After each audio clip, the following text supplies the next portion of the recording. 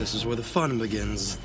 Dark side of the Force is a pathway to many abilities some consider to be unnatural.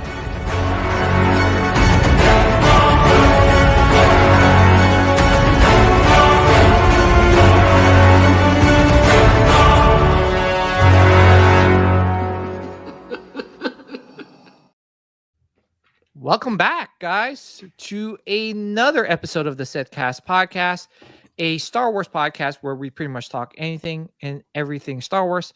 I'm one of your hosts, PJ the Paradox Nerd, alongside my co-host, Sean Solo, and the Setcast Holocron, BMX Jedi, Anthony. That's right. And we got a returning special guest in the house. It's been a while. We got Mark V from Novo. And from the virtual cantina, Mark. Welcome, Mark. Yeah, back, it is exciting to be back. You picked the right week to contact me because when we were chatting, I was like, "Oh, we have a lot of news." If we had talked a couple weeks ago, I wouldn't have been able to say very much. But now, with everyone overseas in Japan, with Celebration right around the corner, there's a lot to talk about. Nice. We're not jealous, guys. Like, obviously, we're chilling here. We're doing a live stream.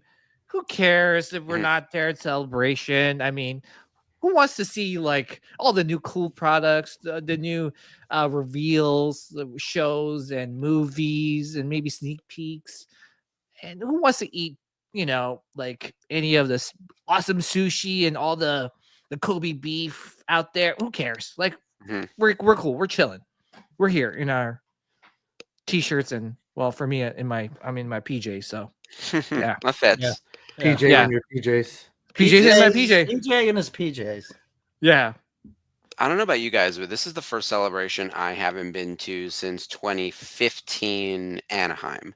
Like I went to 15. I went to Anaheim, Orlando, Chicago, and then we had that big break because of COVID. Back to Anaheim, and then London. And so it seems like I was on a roll there for a minute.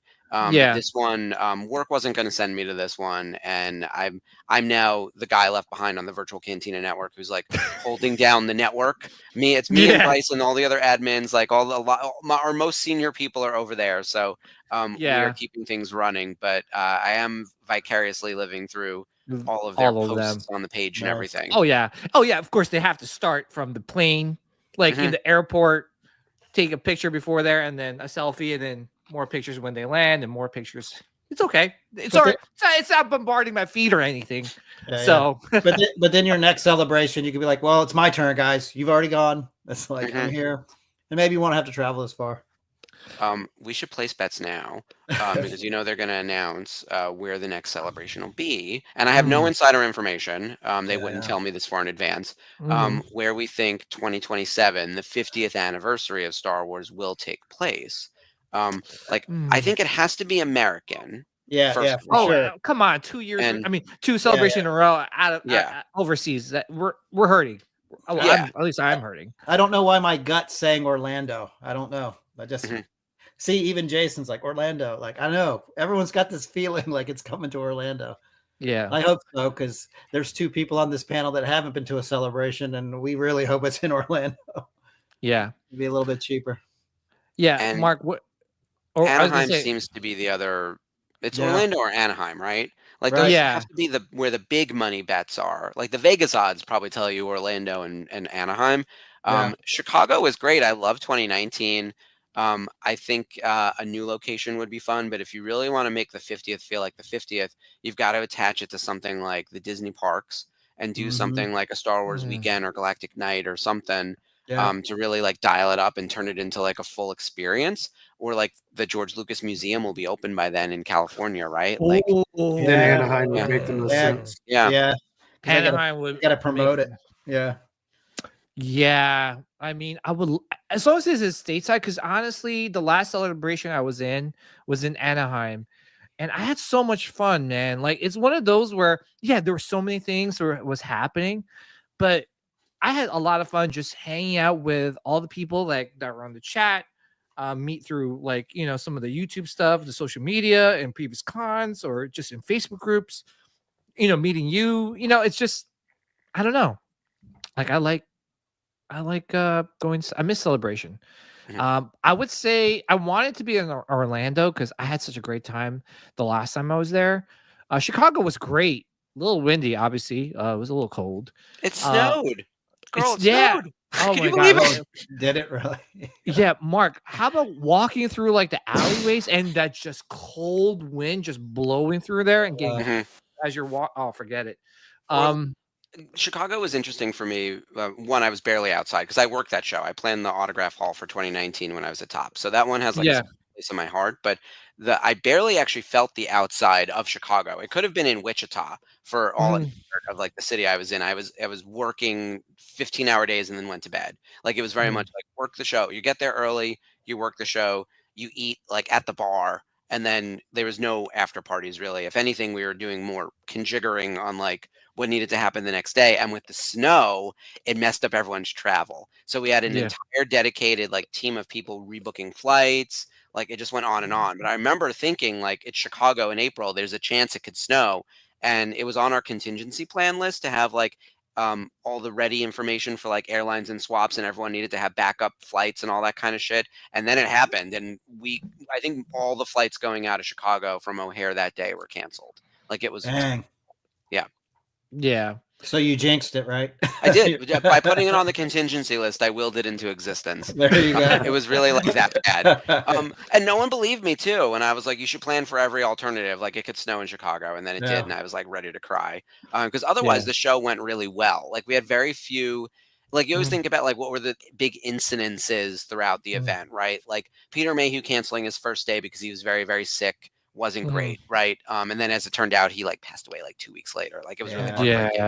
Yeah. So he wasn't in great shape. Riz Ahmed was what we had to cancel last minute, and what we later found out in interviews, I knew the truth the whole time, but like he was basically like stopped at the airport and like denied entry because of visa nonsense, right? And Oh he Oh, my openly talked gosh. about that like after the fact because it was something that happened like at London Heathrow, and it felt like a little bit of racial profiling and something else. Like it was really at the moment it was severe, and we just said he had another commitment or something, and we refunded autographs and all that. We kept that story under wraps. But like he later came out with it a few years later, and that was really like heartbreaking. Those were like the two big things. Tamora Morrison also had to cancel for a very unrelated reason. I think he might have been filming Aquaman or something. That's probably what it was.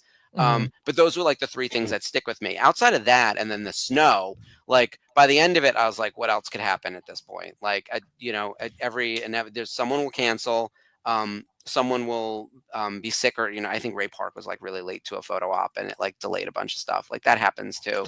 You just sort of roll with it. But um, Yeah. there wasn't like a major security breach. There wasn't like anything that people were going to come back and say, oh wow, like celebration was ruined because of something. Yeah.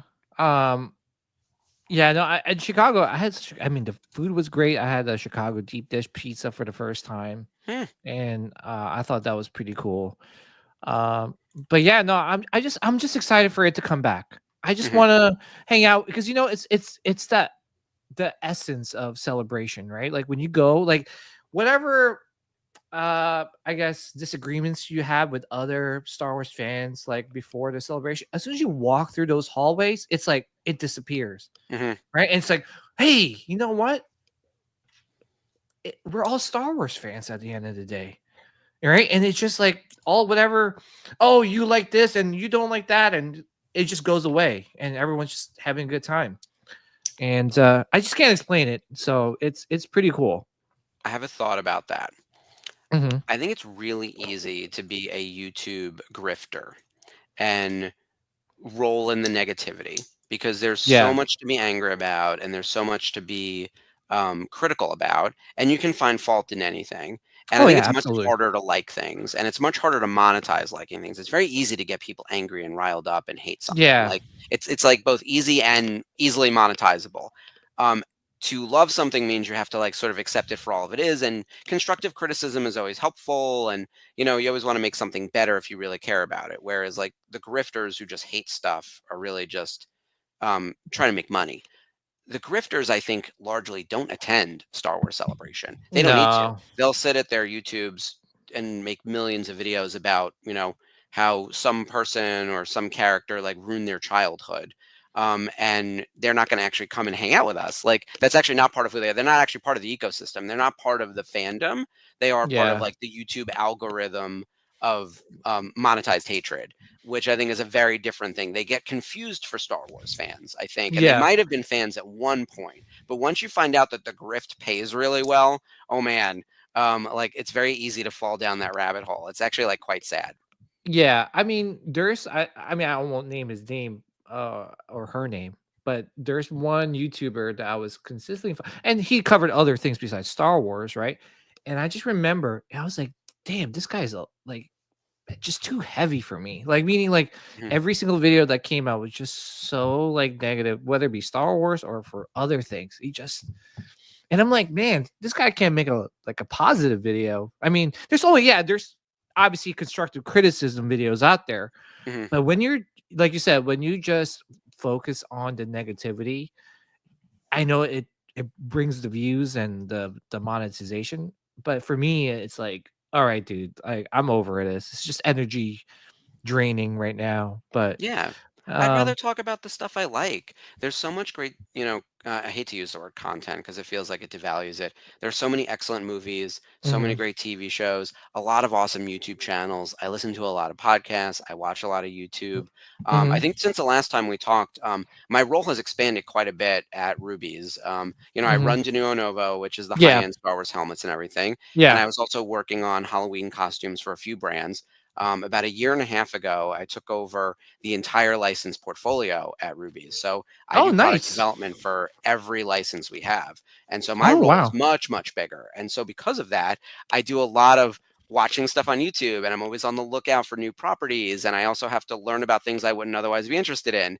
I tell people all the time, I use this as my example.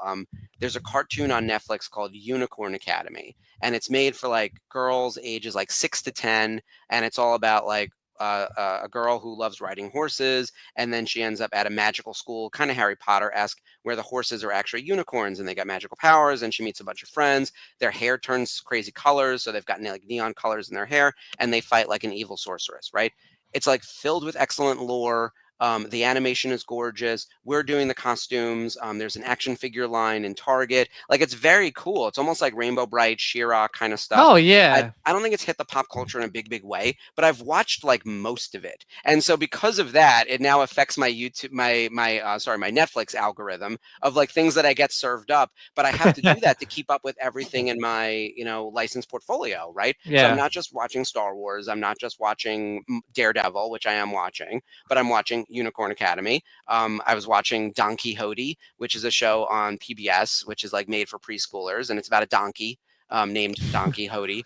Like it's very silly. It's from the same people who did like it's from the Fred Rogers group. So the same people who Yeah. did like um, Daniel Tiger and like that Mhm. whole thing, right? So I keep Yeah. an eye on those things as well. And I'd rather talk about like those types of fun things that I like than sit here and be like, oh, I'm mad at this show and I don't really like this thing. If I don't like it, I just don't really talk about it. Yeah, well, it breaks it up too, right? Like, I mean, that's one thing I always say in previous shows is that like we love Star Wars, but we also like other things. Like, Hmm. we grew up with other things. It's just not, oh, that's the only thing that was on my TV was Star Wars, right? I mean, most of the time, but I did like other stuff like Transformers and you know, He-Man back in the day, Oh yeah. Gremlins, there's so many things. Are you G.I. Um, guys Joe. ready? G.I. Oh, G.I. Joe, Joe. Yep. yeah. All right, so we're probably around the same age. Are you guys ready for the Masters of the Universe movie? I am in like full countdown mode. I can't wait. I haven't heard anything about it. It's still very much in the early teaser phase Yeah. because it's not coming out till like summer of 26. And it's such a Really? loaded calendar next year. I mean, next year's calendar of pop culture movies is like nothing I've ever seen. We've got a new Spider-Man, we've got an Avengers movie. Oh yeah, Superman comes out this year, but this Supergirl year. comes out in 26. So like we Mhm. already know like the next movie in the lineup. Like there's gonna be quite a range of stuff. There's a whole bunch of Disney stuff happening. Like it's a very like heavy license year. But I'm really, really pumped about Masters of the Universe. See, I Yeah. that was Masters of the Universe kind of came out at a time when I was kind of getting out of the toys. Like I was probably 13 or something or Mhm. 12 or something like that. But like my brother and cousin, they're 3.5 years younger than me, so they were like they basically like cast Star Wars and G.I. Joe to the side, and they were full in on He-Man. They had all that stuff. Mhm. But I mean, if they make it pretty good, I remember watching the Dolph Lundgren one before, and I was just like, I don't really care for this. But Yeah, the if movie's they not do a great. good job with it, hey, it might be good. Yeah, I can't wait. I think I've seen some pictures of Prince Adam. Mhm. So It got leaked, but yeah, I'm not sure. that's exactly what happened. Who's Nicholas actually playing Galzatine. He-Man?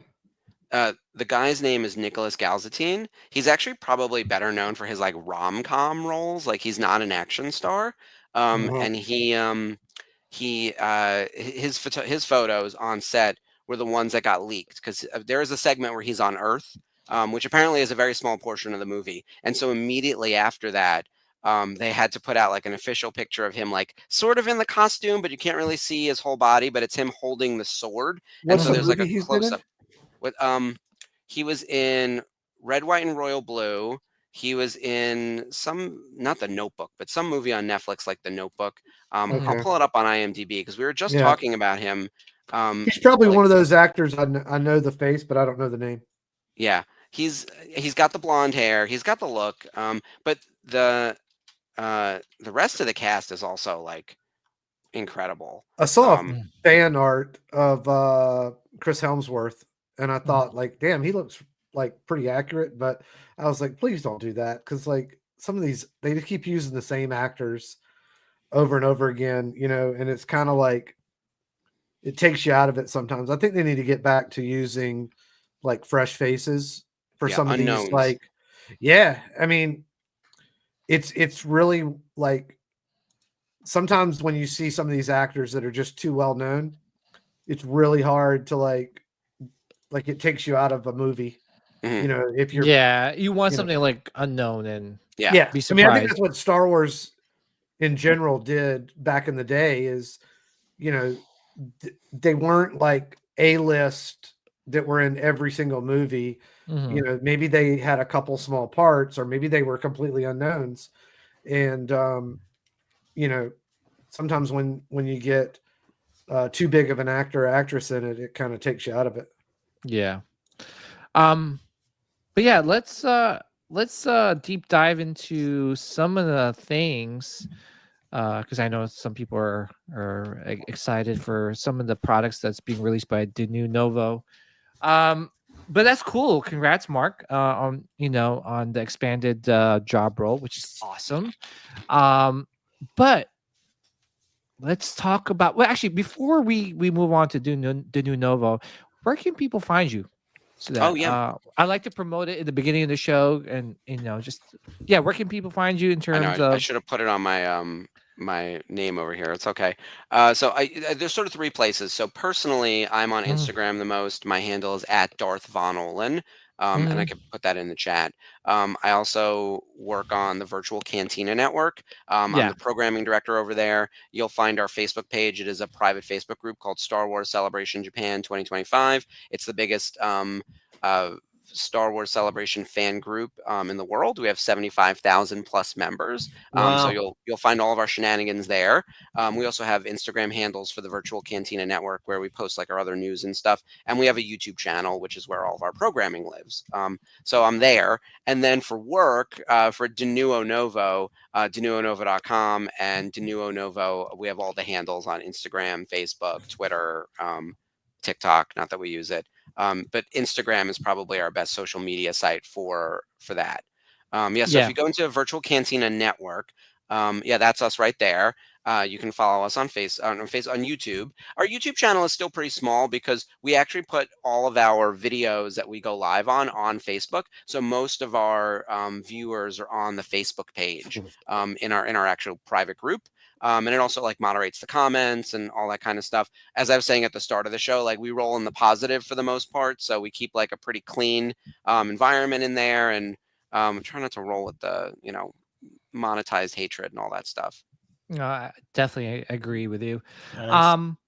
But okay, cool. So yeah, guys, if you guys want to get in contact with Mark, please check him out in the Virtual Cantina, the new Novo, and his Instagram Yep, page, Dart Darth Von Olin.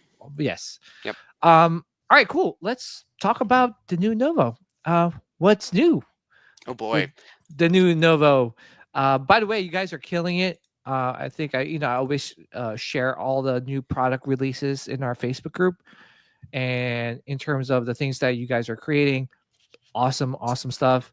Yeah. So, what's new? Besides, well, this one you just announced recently, which is the Captain Enoch, which looks fantastic. Thank you. I am especially proud of that helmet because I would say one of the things about Denuo for the past we launched 4 years ago, is we have been in the shadow of Novos for most of this, fulfilling that back order, making sure everyone who was left behind by that licensee got their helmets, got their costumes, or got gift cards to buy stuff to get stuff from our site. We had to go back and like rebuild this giant catalog, and so we haven't done a lot of new stuff. I've been like itching to get my hands on like a real first new item. The Jango Fett helmet was something that wasn't launched by Novos, but it was something that they had started.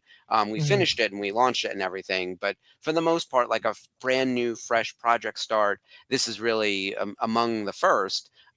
Captain Enoch, is part of Ahsoka season 1, a stream of content that came on just a little over a year ago. We watched, and we decided to do this after the show came out. Like we didn't get any early read on like what the show was going to be. We didn't even get a story overview or anything, and I wasn't sure if I was going to do anything from Ahsoka. And then when the episode hit, I remember going like, we should do a zombie stormtrooper. We've got we need to we have to bring back some stormtrooper helmets, which are currently sold out on the site, and I'm dealing with that right now. But in the discussions with all my designers, the prevailing thought was that like people can customize a stormtrooper helmet to their heart's content, and they've probably been doing that for years. And we went online and we saw a lot of Pinterest pages of people doing zombie stormtroopers already, and there wasn't one hero. There wasn't like one core look that we could offer outside of like a buildable kit or something. So we came back to like the Captain Enoch helmet, thinking like, is he a big enough character? Is he important enough? But we just felt he looked cool. And like the gold and the reconstruction of like the fake cracked helmet through the gold just lent itself to a really interesting look. So we reached out to Lucasfilm, asked if they were able to get us the appropriate assets we would need, which usually is like 3D files, working files, digital files, like an OBJ, something engineering related, good photography, some color targets. Could we touch the helmet? Could we see the helmet? We got everything we needed digitally. We weren't able to like actually physically touch this helmet, but we got all the information we needed and started work about 9 months ago. And now we are ready to put it up on pre-order. And of course, with all the tariffs and everything happening right now, which we'll get into, I feel like that's putting a cloud over all things being ordered overseas. But it is up on pre-order right now, and we are expecting it'll be in stock in America in Q3 of this year. So that's July, August, September. Yeah, I mean, what a way to start like the new line of helmets from the new Novo. And it's super cool. Like Captain Enoch's such a like mysterious character. I wish we saw more of him, and I'm sure we're gonna see more of him in season 2. But yeah, this helmet looks phenomenal. It looks amazing. It's very unique. Yeah, it's gonna stand out amongst the rest for sure. Yeah, it's kind of scary. I don't know about you guys, but it looks kind of scary. Yeah, because it's a little creepy. unnerving. You know what it reminds me of is in the early 80s, there was a movie, and it was called Excalibur.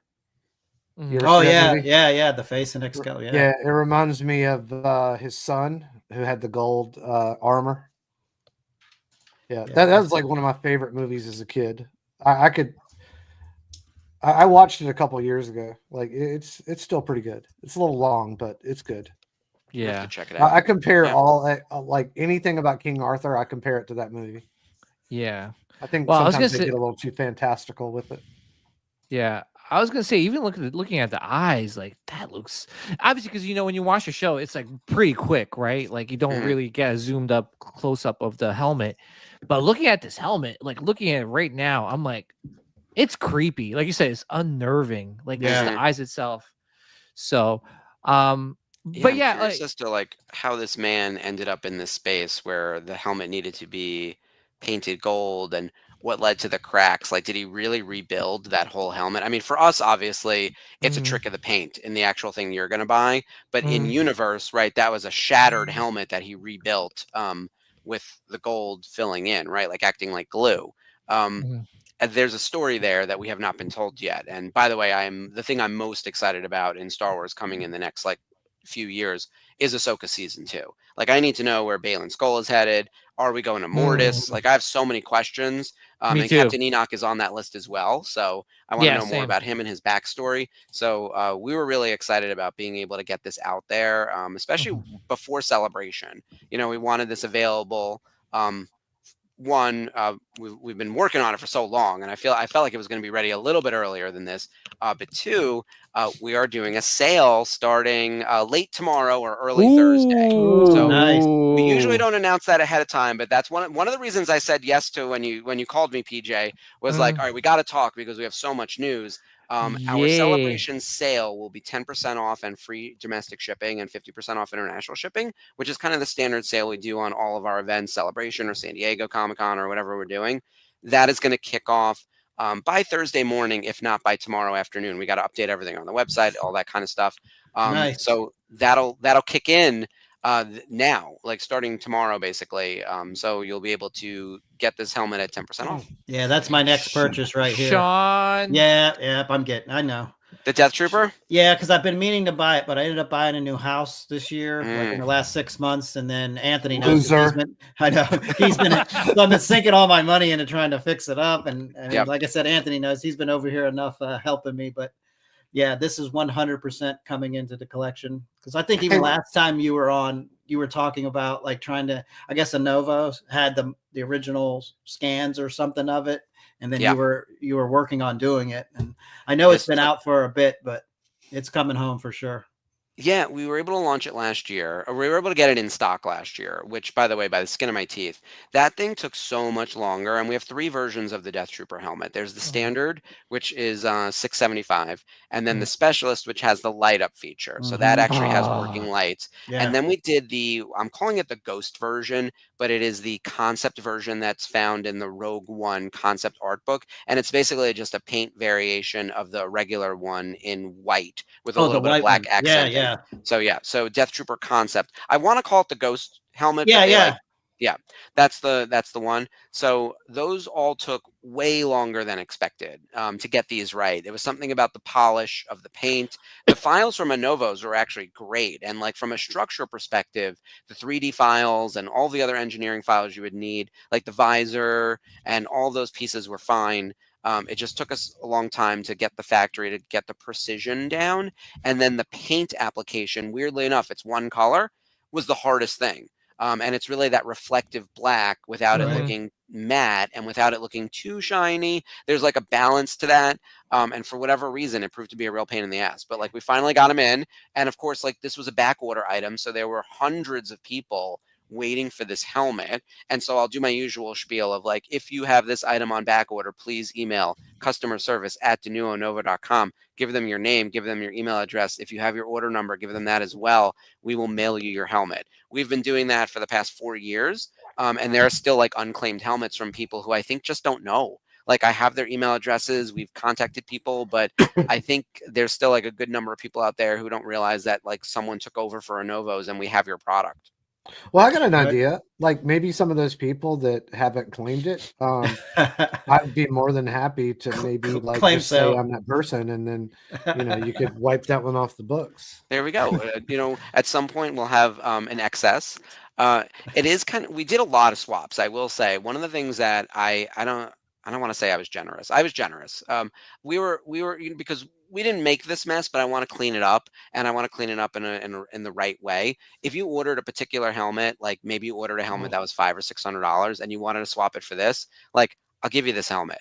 Like if you had something or you're still waiting for something and it's not in yet, we were doing a lot of that. Like if people were waiting for a certain thing and it wasn't in stock and something else was in stock, even if it was a higher value, we were largely just making the swap and calling it Oh, a that's so day. nice. See, Like that's that's what this, make awesome. Yeah. That's dude. nice. That's why you guys Hell yeah. are freaking the best and awesome. Just because of things like that. I mean, That'll the go fact a that trying long to make it ways. right. no, Yeah. yeah, you're obviously, when you came, when the new Novo came to be, there was obviously a lot of, like you said, back orders and stuff like that, and Mhm. the fact that you're coming on saying that, hey, we'll make it right, goes such a long way, and Yeah. that's awesome. Yeah, I'll give you a perfect example. There's some other companies that a lot of people have the sour taste in their mouth right now because they've done a statue and they did it at a specific scale. And then a year later, they do it in a better scale with light up features. And there's a Mhm. lot of people that drop $700-800 on that first one. And it's like, this new one's out and it's a little bit bigger and it's got light up features. And we would basically have to sell it for half the cost to get rid of it and then go buy one that's, now it's $900. So like Mhm. what you're doing is something you definitely don't have to do. You have no obligation to do it, It's just but good it's going to customer go a service. long ways. Yeah, that Oh, goes a long way, man. absolutely. Absolutely. And you get loyal customers that will always support you just because Yep. of things like this, because you care. And when consumers or even collectors and see that, it's just like what Anthony said, it just goes a long way, and that's Mhm. much appreciated. Well, Absolutely. I want to be in this for the long haul. I've been a Star Wars fan since I was a kid. I Mhm. worked at Topps, the trading card company, and they've literally had the license since as long as legally permissible. Like they were a licensee in 1977, and they always took that very seriously. And I was the brand manager on Star Wars, and we always talked about how we went back to the beginning and always made sure that we were keeping that in mind, that we're not just like someone who's signed a contract for 2 years or 3 years. We took a lot of pride in the history that was brought there, and they still do. They're still making Star Wars cards. They will be at Celebration. So I've come from that space of product development and licensing where I take it very Mhm. seriously. And so with this space, like we're rebuilding from scratch, right? Like a Novo's built a house and burned down the house, and then we're building on the rubble. So we have to Yeah. really. It took a lot of time actually to prove to people that we weren't another fly by night, that we weren't we weren't actually the people who took their money, that we're a totally separate company. And I would joke to people, I was like, go look me up on LinkedIn. Like my profile is public, you can see where I worked before this, right? Mhm. And I'm literally here at Anaheim 2022, just like stand in line and get ready to yell at me, like take a number and we will look up your information. We'll get out the big Excel file, because we did get a lot of information from Innovos. Like what happened was Mhm. they gave us all of their customer service info, all of their design files, all of their 3D files, everything we needed, and the contacts at the factories so that we can get up and running. And that's how we were able to do the back order. And that's, the reason there's a whole catalog right now of all that kind of stuff. So when it came now to, making our own product, it's been fantastic to be removed from that. And like the Death Trooper, this one right here actually is one of the last items from the back order. Everything going forward is new products that we're developing, Yay. That's which is, awesome. it feels like a new day, and it's largely behind us now. Now, again, like I said, there are still some people out there who I owe helmets. So if you have friends who ordered from Novos and they've not gotten their helmets, tell them to contact our customer service, and we'll get them their items. Otherwise, at some point, like I don't someone may ask for it in a trade. Like that's the other thing, right? Like at some point, if you ordered a specific helmet, it may go out of stock at this point if we're selling it. Yeah. Well, just in case you get an email from PJ, I'm just kidding. By the way, so with the Django Fett helmet, I think that was such a hit. I don't see it on stock anymore, Sold right? out. We sold out 2 runs of that helmet, actually. We did our first Mm, production run based yeah. on the pre-orders plus a little bit of overs, and we actually matched it to one of our, like, mid-selling helmets on the site at the time, because we were still pretty new when Mm, the Django Fett helmet went live. We didn't have, like, the Novos history to like, we had seen some of their old sales data, and they, like, were when they first launched, man, some items, they would sell, like, thousands and thousands of units of something, and I was like, how is this particular category so gigantic on like one particular item? but it was like a Darth Vader helmet in a high-end space that no one was in yet. Like this is 15 years ago, back when the category was still being built, right? Like it was master replicas and them and EFX, and like it was all still building. I'm now 15 years removed from all of that. So like the market is largely, most people have a Darth Vader helmet. Most people have a Boba Fett helmet. Like, you know, Yeah. you don't necessarily need another one. Yeah. Django hadn't really been done, but we forecasted it at what I thought was like not aggressive, but like a realistic number. Sold out. And it didn't sell out during pre-order. It sold out after we brought it in stock. And then once people believed that it was real, it took off. And I was like, oh, Jesus. So now I got to go make another production run, right? It sold pretty quick, right? It did. It really did. Yeah. And so we did another production run, and that sold out again. And I was like, I don't think I have it in me, because that production run was significantly smaller than the second one. But like, I don't know if we had it in us for a third. We get a few emails every now and then asking about Django again. And now with everything going on, like if it was in the maybe bucket, it's now an even softer maybe, just with all of the other problems that are overhanging, like the global economy and the world and civilization and the planet, etc. Yeah. Well, I was gonna say too. Well, I know there's still like including myself. I haven't picked up the Django Fett helmet, but I would like to pick it up. I kind of missed out on like the second run, but I'm hoping that you would reconsider in the future. I guess maybe when things hopefully die down, and you know, we could get a shot at that Django Fett helmet. One of the interesting things real quick about Django, because there is hope. So I would, here's the thing. I'm very transparent with people. I will tell you if we're not doing something, we're not doing it again, and don't get your hopes up. And if you know a 3D printer, I would never tell you to buy something pirated. But you know, I would say like we're not really potentially moving forward with something. That being said, Django as a helmet is not that far off from some of the recent Mando helmets that have been featured in Mando seasons 2 and 3. And there's something there. So as we were trying to figure out like another run of Django, could we iterate to a Mando helmet that's not the Mandalorian, not Din Djarin, but like another Mando character that would use a lot of those parts and pieces and figure out a way for us to get the raw materials we need, the tooling and whatever else for another run where it might make sense. Because like Stormtroopers, for example, like this is not a perfect example, but like all of our Force Awakens and all of our Force Awakens Stormtrooper helmets or Last Jedi Force Stormtrooper helmets, a bunch of them share the molds, but they're just colorways or whatever else. Like the Royal Guards actually are a great example of this. Stay on this page. Oh yeah. There's a Imperial Royal Guard, and then on the second page there's a blue and a black. We've got the Senate Guard and the Shadow Guard. Those are repaints of the red one. So when I was able to get that, once we had aligned on the paint color with Lucasfilm, easy breezy. And now I can like run that production run across 3 different colors, get 3 different helmets out of it. Maybe someone really cares about, you know, the Shadow Guard because it's from the video game, and that's from the video game. Yeah, that's the video game. The Senate is the prequels.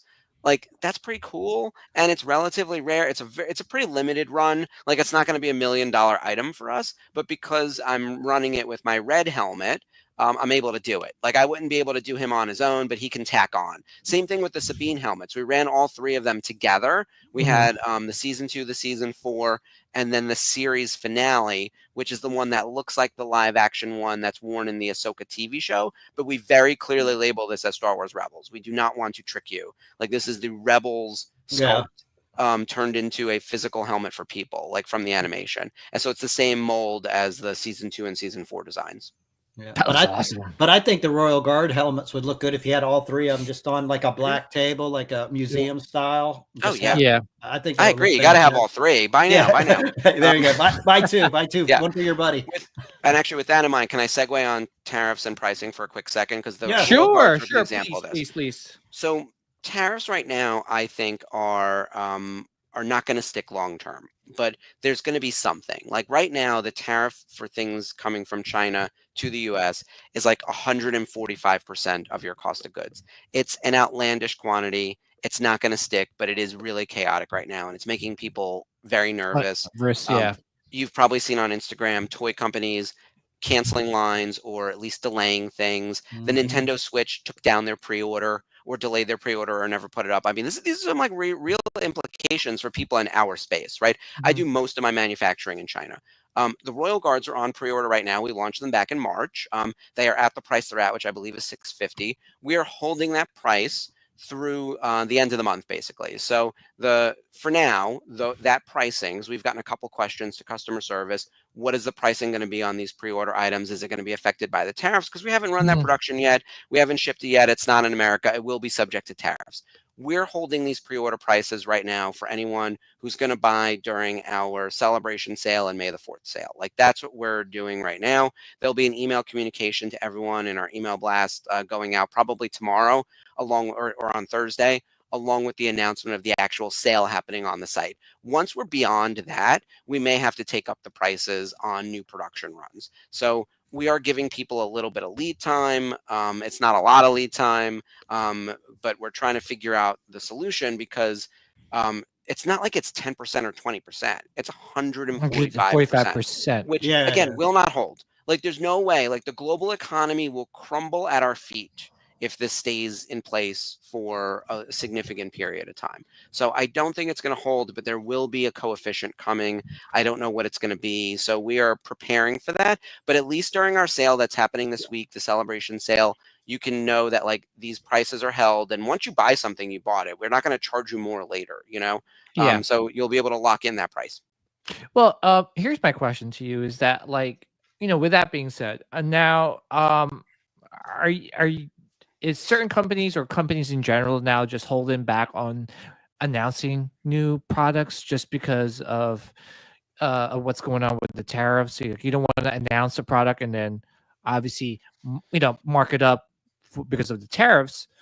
Will that be a case where, okay, say, I don't know, some helmet came out or you announced a pre-order for a helmet past the May 4th or the new Novo sale, right?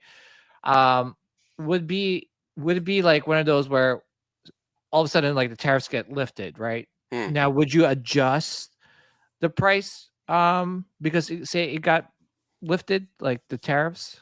You're bringing up all the questions that we're dealing with and I'm dealing with every day at work. Like, my past 2 weeks at work have been like the usual pie chart of my day is like product development and marketing and this and that, blah, blah. There's a whole new slice just for like tariffs.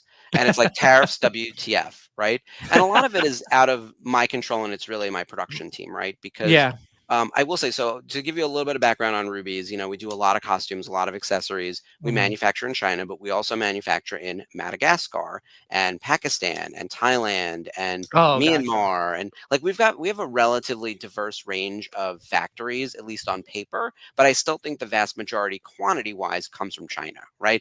And we import direct to America. We're going from China to America, and that's where all the cost is right now. Like, if I were shipping to another territory or if I were manufacturing in another territory, you wouldn't be getting hit by these exorbitant prices. And it's happening right now during like our major production window. It like couldn't have happened at a worse time. I was like, I feel like my company was like specifically targeted because Halloween happens in October, but in order to be on shelf for Halloween, like the aisle, think about this, like you're going to your Walmart. The aisle for Halloween sets Labor Day weekend, basically. They take down summer and Halloween goes up. So you've noticed that like candy sometimes for Halloween hits at the end of August, right? And so, but it's really, they're getting ready for like Labor Day weekend to just tear down your seasonal aisle in Walmart, Target, and everywhere else and put up your Halloween aisle. And then bam, it's down on November 1st because Christmas invades, right? We have a hard stop.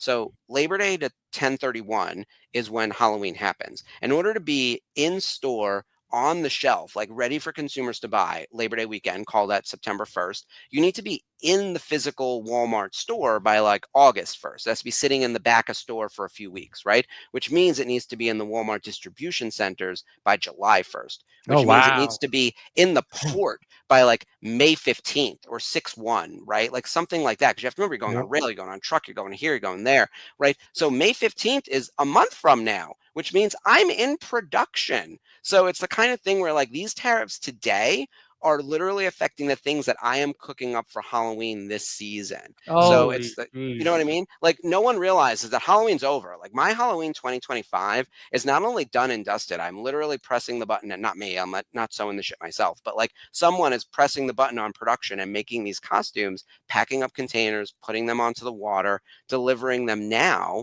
so that we're ready for Halloween. And then our last minute, like late ads or things that we react to in the pop culture come much later. But like the major stores, Walmart and Target and everyone else, they place their orders like back in December. and so we're now running them. But like we Yeah. pitched them well in advance. That's the timeline.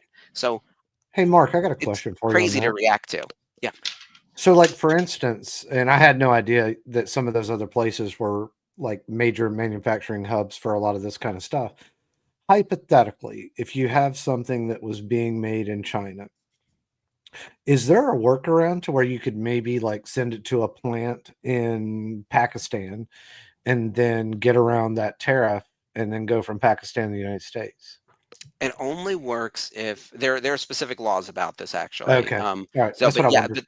the idea is solid in that what qualifies as manufacturing, right? Because Mhm. country of origin is really the thing that drives the tariff. So where was Gotcha. your um, actual So it's not manufacturing so take much place? where it's shipping out of it.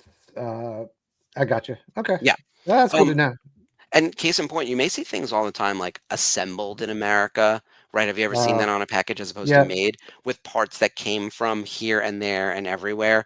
And then, like, I might have an item that has a piece from China and a piece from Pakistan, and then it's packaged in Pakistan. Like, that could be considered Pakistan manufacturing if it then Mhm. ships from there with a Gotcha. Chinese piece. But, like, yeah, there's definitely very specific rules about that. Yep. Oh, I wow. figured there probably was, Yeah. but I didn't know if there was any workaround with it. But Mhm. And I yeah. think that companies all over right now, like it must be interesting to hear what everyone else is doing because like I've got like a pretty diverse network, and we also store inventory year round. So I have inventory in my warehouse in Wisconsin that's going to ship out to all of our small scale customers to service this Halloween, and because those items are in stock. And actually, the other talking point on this is that the things that are in stock will not be subject to tariffs at least through I think Yeah, I the was end of gonna May is what we're saying. Like because I do have other production runs happening on like base items that'll be coming and then at that point it then mixes in with the rest of the inventory. So we're figuring out if we need to adjust for that, but we'll have through the end of May to examine that. And I think by then, hopefully it'll be a hopefully, blip on the map and we'll be like, oh, remember that those 3 weeks when we cried about tariffs and then like they all went away. Um, yeah. Yeah. I don't think they're going away, but I don't think they're going to be 145%. Yeah, that's not sustainable. No, not at all. No, I mean, who could yeah. Um, I got but another question. Would y'all ever maybe do like a Bausch helmet or like a Skip Lando helmet? I love the Skip Lando. Boosh is a trickier one. One we don't do particularly well with women's wear, and I know that that's more of a gender ambiguous character, but it is Leia. I also don't know if I have great references for that. The What Lando, do you mean y'all don't do well with it? like our buying base for women's wear is just not Oh, as strong. Like we oh, have like I don't think that 80% would. of our Yeah, I don't think that helmet would fall into that problem. That's Boosh. that's a very sought after one. Okay, I'll have to look into it. I'm open Oh to yeah, I suggestions. would buy it for sure. Okay. Yeah. yeah, Yeah. I would buy it for sure, but just because it's such a cool looking helmet. It's Is there Yeah. not not a for obviously, huh? Yeah, there's not a good one in market, is there? Like, No, not at all. Yeah. There's Yeah, nothing. I'll have to look Yeah, into and the it. thing too, it's one of those things where it's not to obviously to wear, but it's just more so for display Mhm. purposes, right? Yeah. And to be honest, like majority of the helmets that you have for sale, I mean, besides like things like stormtroopers and stuff that you add to your kit, a lot of them I like to display. So the Bouche, I don't know how Mhm. you I always said Yeah. Bausch, but I've Is heard it Boosh as Bausch. well. is it Bouche Yeah. or Bouche? Because I think I've of heard both. Yeah. Yeah. It's you know, Han and Han. They're both canon. Exactly. So, Yeah. yeah. But Yeah. I didn't even think about it, but like, obviously people would want to buy it to put on a shelf, but like, if y'all made the costume, like, that would be a hell of a cosplay outfit. Yeah. See, I mean, you got someone saying far from this, so I would get a. If I say Bausch, I think of like just a Bausch. Okay, but La Bouche, the song. That remember the Yeah. that. Oh, I actually like that song, that band. But anyway, I could look into that. I get a lot of requests for a Scout Trooper as well, and I think there are a couple good ones in market Yeah, already. there's a couple, Um, but Yeah. yeah. I'm open to it. I think our biggest thing at the moment, or I should say a month ago, our biggest thing at the moment was looking at what the new streams of content were going to be. Like I'm actually working on an Arcana 5 a prisoner jumpsuit. That's much better than your factory direct like knockoffs that are out there. So for Yeah. anyone at Celebration doing the Wow. prisoner run, I will get you a better one by the time 2027 rolls around, so you're not wearing That's cool. cheap nylon from some fly-by-night factory. Actually, Anthony and Sean, we could do that and walk around barefoot, right? No? All right, I have a whole thing about that. You need to put on shoes. Yeah. Yeah. I don't care if they're like transparent slip cover shoes, like whatever it takes, like cover your feet. Also, it's dangerous. Like I hate to be that like the party pooper on that, but like everyone please wear shoes during the Narkina 5 run. The one way out shouldn't send you to the hospital. Yeah, well, it's kind of disgusting, especially you're walking around the con. Yeah. Yeah. Get some of them You have to wear- slip-on Hobbit feet. Yeah. Oh, that's terrible. too.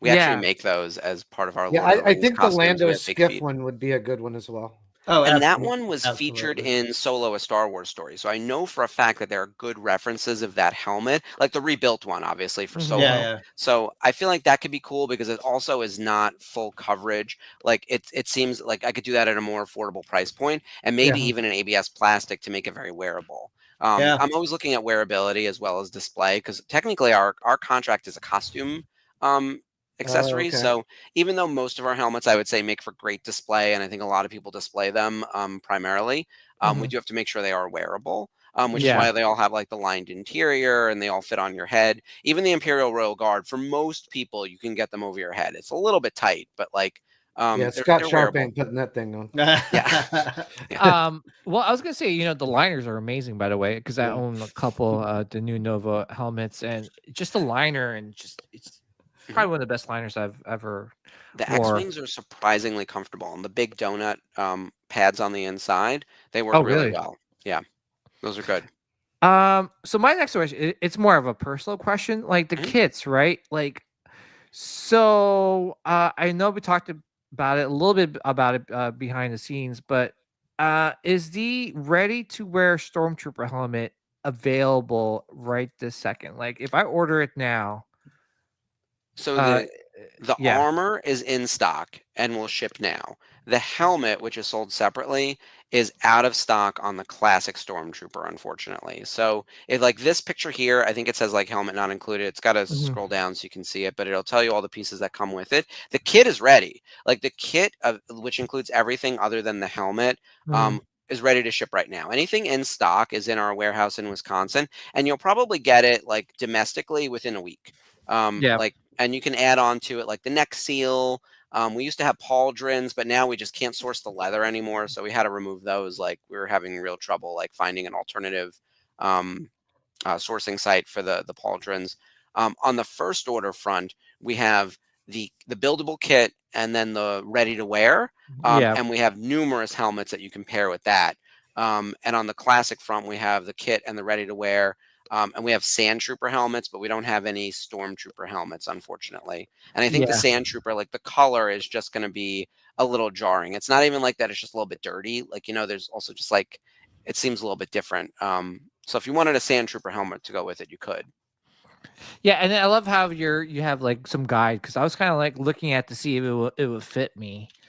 You'll be fine. You're a little on the small side. Oh, So I thank you. think like if anything, you can Thank wear you. good padding underneath. Like I'm 5'8", 145. I have very small shoulders. So when I put on the armor, like it doesn't look great on me because it like feels like it weighs me down and everything. Like, and there's Mhm. like, the gaps that we have in there, like the armor literally overlaps. So I would need to wear something that's very heavy underneath, like to Mhm. build out some bulk. Like if anything, I could put on like one of those good muscle shirts, like that actually like adds like size and everything, and do the same thing to your legs, and then you have a little more like bulk underneath. And then if Yeah. you're a bigger guy, like a good pair of like a Spanx, I have a Spanx undershirt that like really pulls you in as well to get that shape. Like that kind of shape wear would help, especially as like you're putting on like pieces that are meant to really form to your body. Yeah. I've always wanted, and plus, it'll be a great display piece. Like I was thinking about getting a mannequin, so if I'm not Mhm. wearing it, I could just have Oh a yeah. life-size Stormtrooper figure in my house. But does the gun holster come with it? The holster does, yes. The holster, but yeah, Yeah. obviously not The gun, blaster but does not. We are yeah. unfortunately not permitted to sell blasters. Yeah. which was disappointing because there are some cool ones out there, but that is a Disney rule, so we follow the Yeah. rules. You know. It's so cool. Yeah, with that being said, like, I mean, you have like all these really cool costumes, especially if you want, you're going to like the next celebration. You're like, I don't want to spend time looking through all these things and trying to figure out like, okay, where can I get this part and where this part? Like, you could go to your site and say, here you go, everything's there. I can just Mhm. buy it. Will you be tackling any other like costume kits? I mean, well, yeah, costume kits in the future. So armor kits, not at the moment. I think Okay. having the classic Stormtrooper and the First Order were the most important. The clone one was. We started looking at a clone trooper kit, Oh and man. it's tricky because up until very, very, very recently, and I mean Obi-Wan Kenobi, the TV show, we didn't really have live action clone troopers. Everything was digital, and it was not great in terms of being able to transform that into something that works on a human. Even the clone trooper helmet. I don't know if you remember the back and forth that Novos went with that. They thought they were going to have a removable piece in the back, and Mhm. we ended up just like taking out the bottom rim to make sure that you could stick your head in it. And the clone trooper ended up becoming one of our top sellers. So much so that I'm now examining, can I do another run of clone trooper helmets and then do Mhm. some paint variations to like spread it across like some of the other core troopers. Like, could I do a Wolf or a Fives or Oh, someone else who please. matters? Like, specifically Rex or someone. Like Yes. that's Cody. Yes. Cody is like Yeah. Greedy Oh, Commander. yeah. Come on, there's so many. I Yeah. mean, because clone troopers are such a hit. Yeah. Uh, especially like this, like the Yeah, I Commander think Cody Greed. had the coolest color concept. The color, yeah. Seems like Yeah. orange in Star Wars really draws the eye. I mean, I Yeah. love the X-wing, the snow speeder outfit. It's so Mhm. good. And Ahsoka's sort of color palette as well with her group. Yeah. Mhm. Like Was it the 55, 52nd? Is it? They're You talking about Cody? no. Ahsoka's. Ahsoka's crew. I Or is can't it Ahsoka's. remember. or is it 215 or 512 or something like that? I thought it was 552. Is it? It's a 552. I'm not 212. 212. Oh, duh. Yeah. I was way off. Of course. 212. 2 and 2. Yeah. Yeah. There's so many like Clone Wars like fans out there, because I'm just basing it off of the Hot Toys, right? Mhm. Like Yeah. every time like a Hot Toys comes out with a Clone Trooper figure, sells like Mhm. immediately. Yeah. Here's the thing, do the quick math on like who were the kids during the prequel era.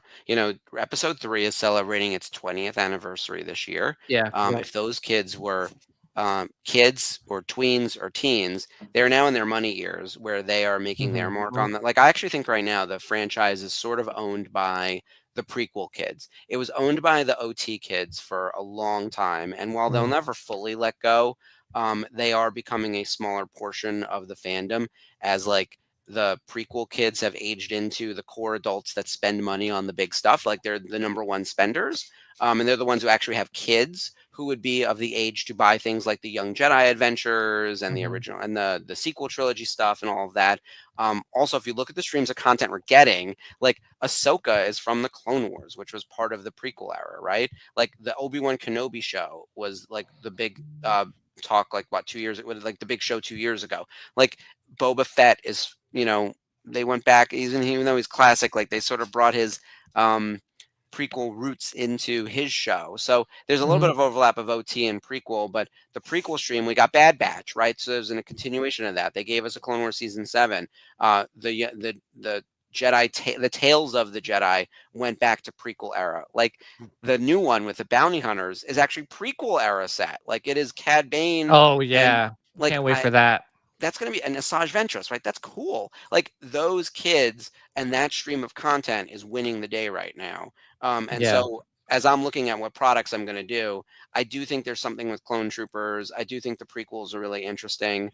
Mhm. I also want to look at the new streams of content. And actually, as you have my Imperial officers up here, I'm trying to figure out how to get more Imperial officer costumes back in stock. They are a beast to make, and there's only a certain number of factories who can do them and get it Mhm. right with the right materials.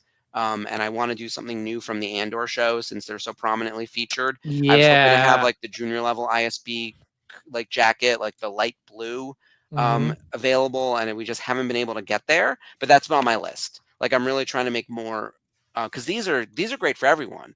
Like anyone can be an Imperial officer. Like you don't need Yeah, to build anything. You just have Well, to know your waist size and your shoulders, and you're like and good to it's go. comfortable. Yes, they're Yeah. really good. I have a floor model that in like in a medium, which I'm more of like a schmedium. Like I'm like between the two sizes, but I've got a floor model medium that looks fine on me, and I'll wear them to conventions. Just one to promote the I brand, but think I also seen you just wear to have 'em. something cool. Yeah. I'm trying to convince, Sean to get the director clinic. Yeah. Come on, Well, dude. I'm going Mhm. Balin's skull. I've got the beard for it, so Oh, Yeah. yeah, Balin, dude. yeah, Oh, yeah. yeah, how about You might costumes you like might have to that? start bulking up some though. Mhm. Well, yeah, I have no problem eating. It's the Yeah, working out part. you might have to hit the Thai restaurant about twice a week. Yeah, yeah. I would actually Well lose weight if I hit the Thai restaurant. yeah, I was gonna say too, Mark, how about some, like, Jedi costume? Is that something that you Mm. guys would consider in the future? Because I think we're kinda, like, lacking because every time, like, I'm like, "Oh, cool, I wanna be like a Jedi from the prequels," right? And you go online, you're like, "Well, okay, these are, like, cheap. I won't buy them because you look so off," right? Is that something that, the new Novo would consider in the future?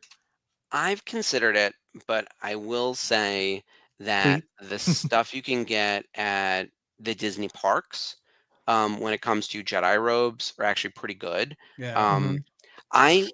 here's the thing. I Yeah, want to be as close to screen accurate as possible, and I of want to give you course. guys the highest quality of everything, right? And I think we Mhm. can do that with something like an Imperial officer uniform because it's a twill, it's a beautiful fabric, like it Mhm. matches perfectly. Like numerous people have bought our products and gotten them 501st approved. Um, I don't think we can create that same level of differentiation with a brown robe, no matter how good it is. Mm. Like I think, Gotcha, like gotcha. and I think there are a lot of just brown robes out there, and probably good enough to actually be 501st approved based on photography, even if it's not the right material that's in the movies and stuff, right? They have different levels of approvals. Yeah. So I think, and by the way, I realize that like you guys are teeing me up to like make a product that people might buy. I really do think like you could go to Galaxy's Edge and get yourself some like Jedi robes and be okay. And Yeah. I don't know if I could do enough differentiated with that. Um, that being said, if they're like Balin Skull is interesting because he's got not just the robe, he has like a whole costume behind him. But we're actually not doing a lot of individual characters, and instead, if you scroll through our costumes, it's troopers and imperial officers because anyone can be any of these Yeah. people. Like Gotcha, if you're in a gotcha. 501st parade or any type of organization where there's like a group of people, there's only one Darth Vader, but there are probably hundreds of stormtroopers. So Mm. anyone can build this kit. Not anyone can build this kit. A skilled person can build this kit. It takes some work. I can't build this kit. I've watched the YouTubes and I've seen it done, but I'm not a Mm. builder. But like anyone can buy that Imperial officer uniform and be an Imperial officer. Whereas, and you can have a ton of them gathered together. And even with the Krennic thing, you could just be an admiral or a director or whatever. You could be in Yeah. the jumpsuit to be a pilot, whether a TIE fighter or rebel pilot or whatever. But if we made Balin Skull, he'd be like one Balin Skull. Mhm. Yeah. Well, Yeah. I see that you have the jumpsuit, right? How about some of the accessories that go along with the jumpsuit? Is that something that Chest box. Yeah. Yeah. the chest box, Yeah, we're working on those. We didn't want to Yes. delay the rest of the outfit while Mhm. working on the other stuff. And by the way, this pre-order has been up for a while. We had to Mhm. change factories, which was super frustrating. And now as we're doing that, we're being hit with like the situation, as it were. So these will be coming in. It was supposed to be I don't even remember what it was supposed to be originally. I think it was Q4 of last year, and now it's Q3 of this year.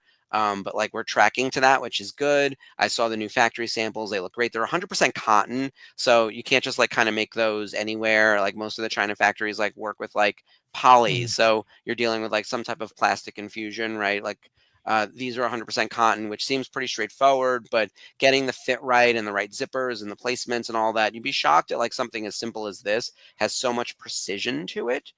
which is a little bit frustrating. Yeah. That being said, these are coming along nicely. The colors look great. The orange matched the orange, which is sometimes you never know what you're going to get.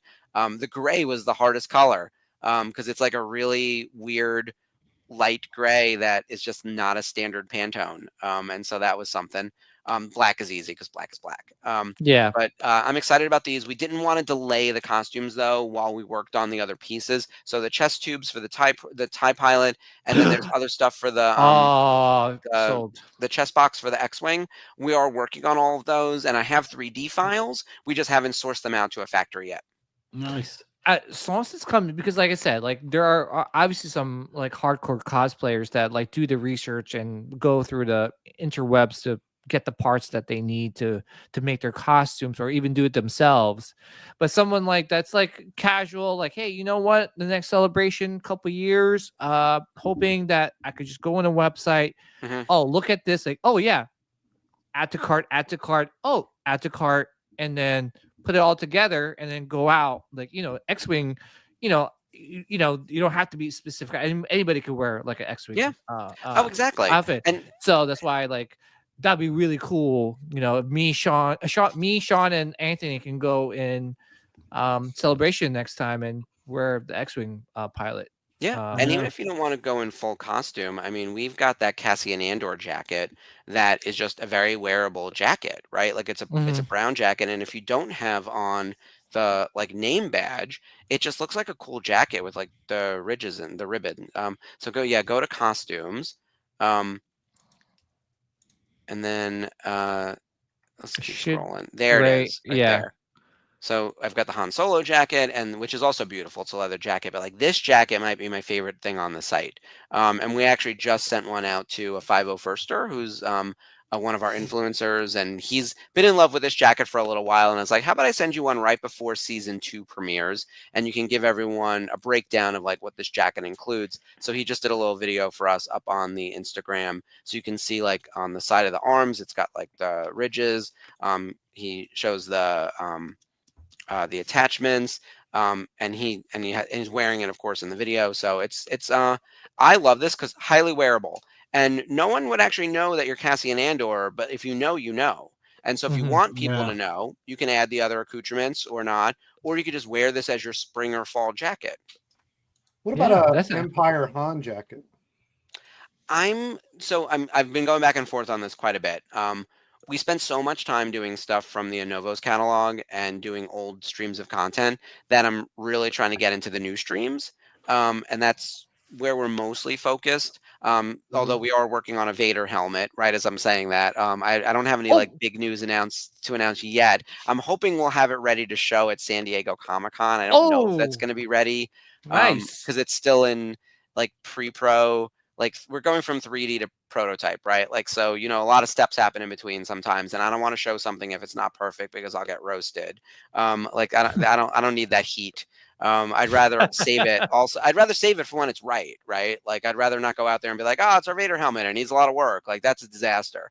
But we will have it. Oh, I should mention we're going to be at San Diego Comic-Con in the Lucasfilm Pavilion, and I'm going to have the Imperial Royal Guard and the Senate and Shadow Guard helmets there. We'll show the Enoch helmet. So for anyone who wants to see it in real life, it'll be there. I'm hoping to have Vader ready. We'll probably bring one of our Imperial officers. I'll probably wear the Cassian Andor jacket, which I think I have a floor model of that too. That is like missing the badge piece that I was just wearing at Celebration London. So I'll bring that, and people will get to see some of the other stuff in the lineup. But when it comes to actually, for anyone in the chat or anyone who's watching after the fact, if anyone wants to make a product request specifically, you can email customer service at denuo.com. Tell them what you're looking for. We always get a lot of requests for the Scout Trooper. We've gotten a few requests for the Han Empire jacket. We are mostly looking at new streams of content, but if there's like a swell of people looking for something, we're definitely open to it. Yeah, and like I mentioned, the Narkina 5 thing is sort of next in line for development. We actually got to like visit that item. Like we actually got a physical costume to measure and create patterns off of, which was very cool. Nice. All right. Cool. Mark, I got a question. Oh, go ahead. Mark, I had a question about your Django and Boba Fett assembled backpacks. On the assembled ones, would you ever have an option of getting one that's already painted? We went back and forth on that quite a bit, and the factory charge to have that paint was like inordinate. Oh, Um, really? and Yeah. honestly, I think what we're selling, people are going to customize anyway. Like our kit is customizable so that you can make either way, and you could always disassemble it and then reassemble it. And so I think more so than having one awesome version of the thing, like our kit allows you to sort of customize and build and whatever, and we didn't want to like Right. paint it, and then also that paint splatter on like the Boba Fett one is, and once I started looking at the paint map, I was like, oh, there's no way, Yeah. because it's too random and organic. Like, Right. it's not pristine and clean. Like if it was fresh out of box mint, like that's a different story. Like this is battle Right. damaged and like been through it, right? Yeah. When you got to weather it, it's going to cost a lot more Yeah. time. Hard enough to do on a helmet, but on that thing was a beast. My other thought is that that kit allows you, if you're watching The Mandalorian and you really love the rando mandos, as I call them, and you just want a backpack, Mhm.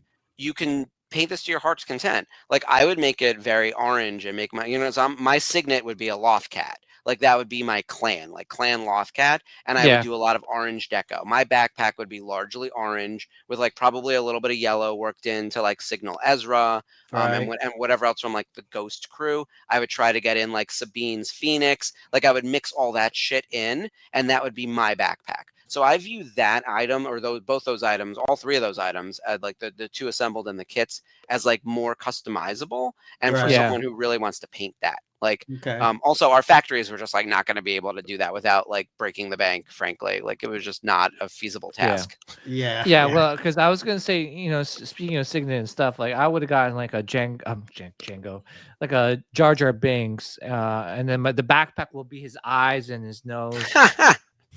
See, And you're a I'll be kid like, from the prequels. There you go. People hate on Jar Jar, but like I'm a child of Endor. Like I tell people all the time, the way in for me for Star Wars was I watched Return of the Jedi. I was born in 81. mhm. So I missed Star Wars and Empire in theaters.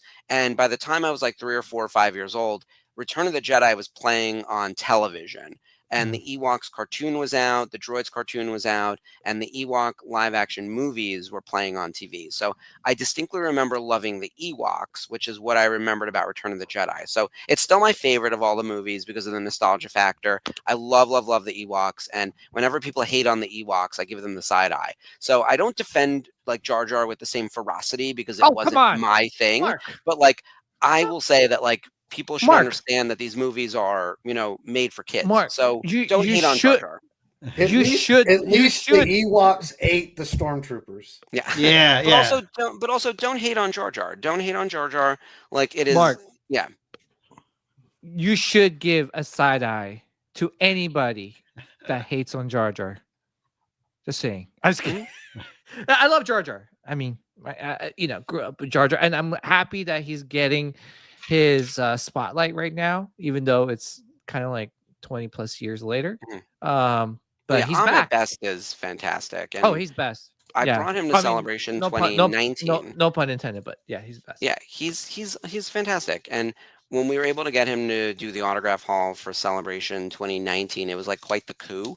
I was really excited by that. And he was there for the 20th anniversary of episode 1. He got like a standing ovation. It was like this like amazing homecoming. So I was very happy to have like had even a small part, and like I got the contract signed. So I felt like it was a significant part in making that happen. But it took quite a bit of convincing because people were really terrible to him and the character. And if everyone knows his whole story, it's actually like quite sad. But we won't bring down that room on that now. But yeah, I highly recommend everyone go check out Ahmed Best on social media because he is thriving now. Well, I met him in person, and I actually got his autograph. But I'm very angry at the guy that was, I don't know what they call them, that's like next to him. Like, I don't know if it's assistant or just like the handler.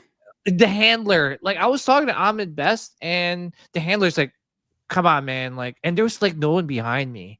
He's like, "Come on, let's go." Like, I'm like, dude, okay, relax. There's like literally no one behind me, and I could talk to him for like. You might have been freaking him out, like your obsession with him. Yeah. Well, I was like, meets a back. Anyway, but And yeah, he's going to no, be at Celebration he at is going to Best. be at Yep. Yeah, Celebration. I was going to ask Um, you, like, didn't you used to do the Han pants, the blue with the red bars on it? Yeah, okay.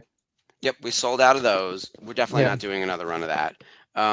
We also had the Han vest and Mm. the shirt, and they were crazy expensive. And I will tell you that we were just matching the Novo's pricing and fulfilling the back order primarily. And we had a very small overage of product that we sold. We like largely just gave that stuff away, but it didn't make sense to me how they were charging such a significant price for just like a cotton shirt. Like I didn't think the Han Solo outfit was so heavily designed in a way that like justified that price point, frankly. Yeah, So it makes, you're yeah, probably right. Like, yeah.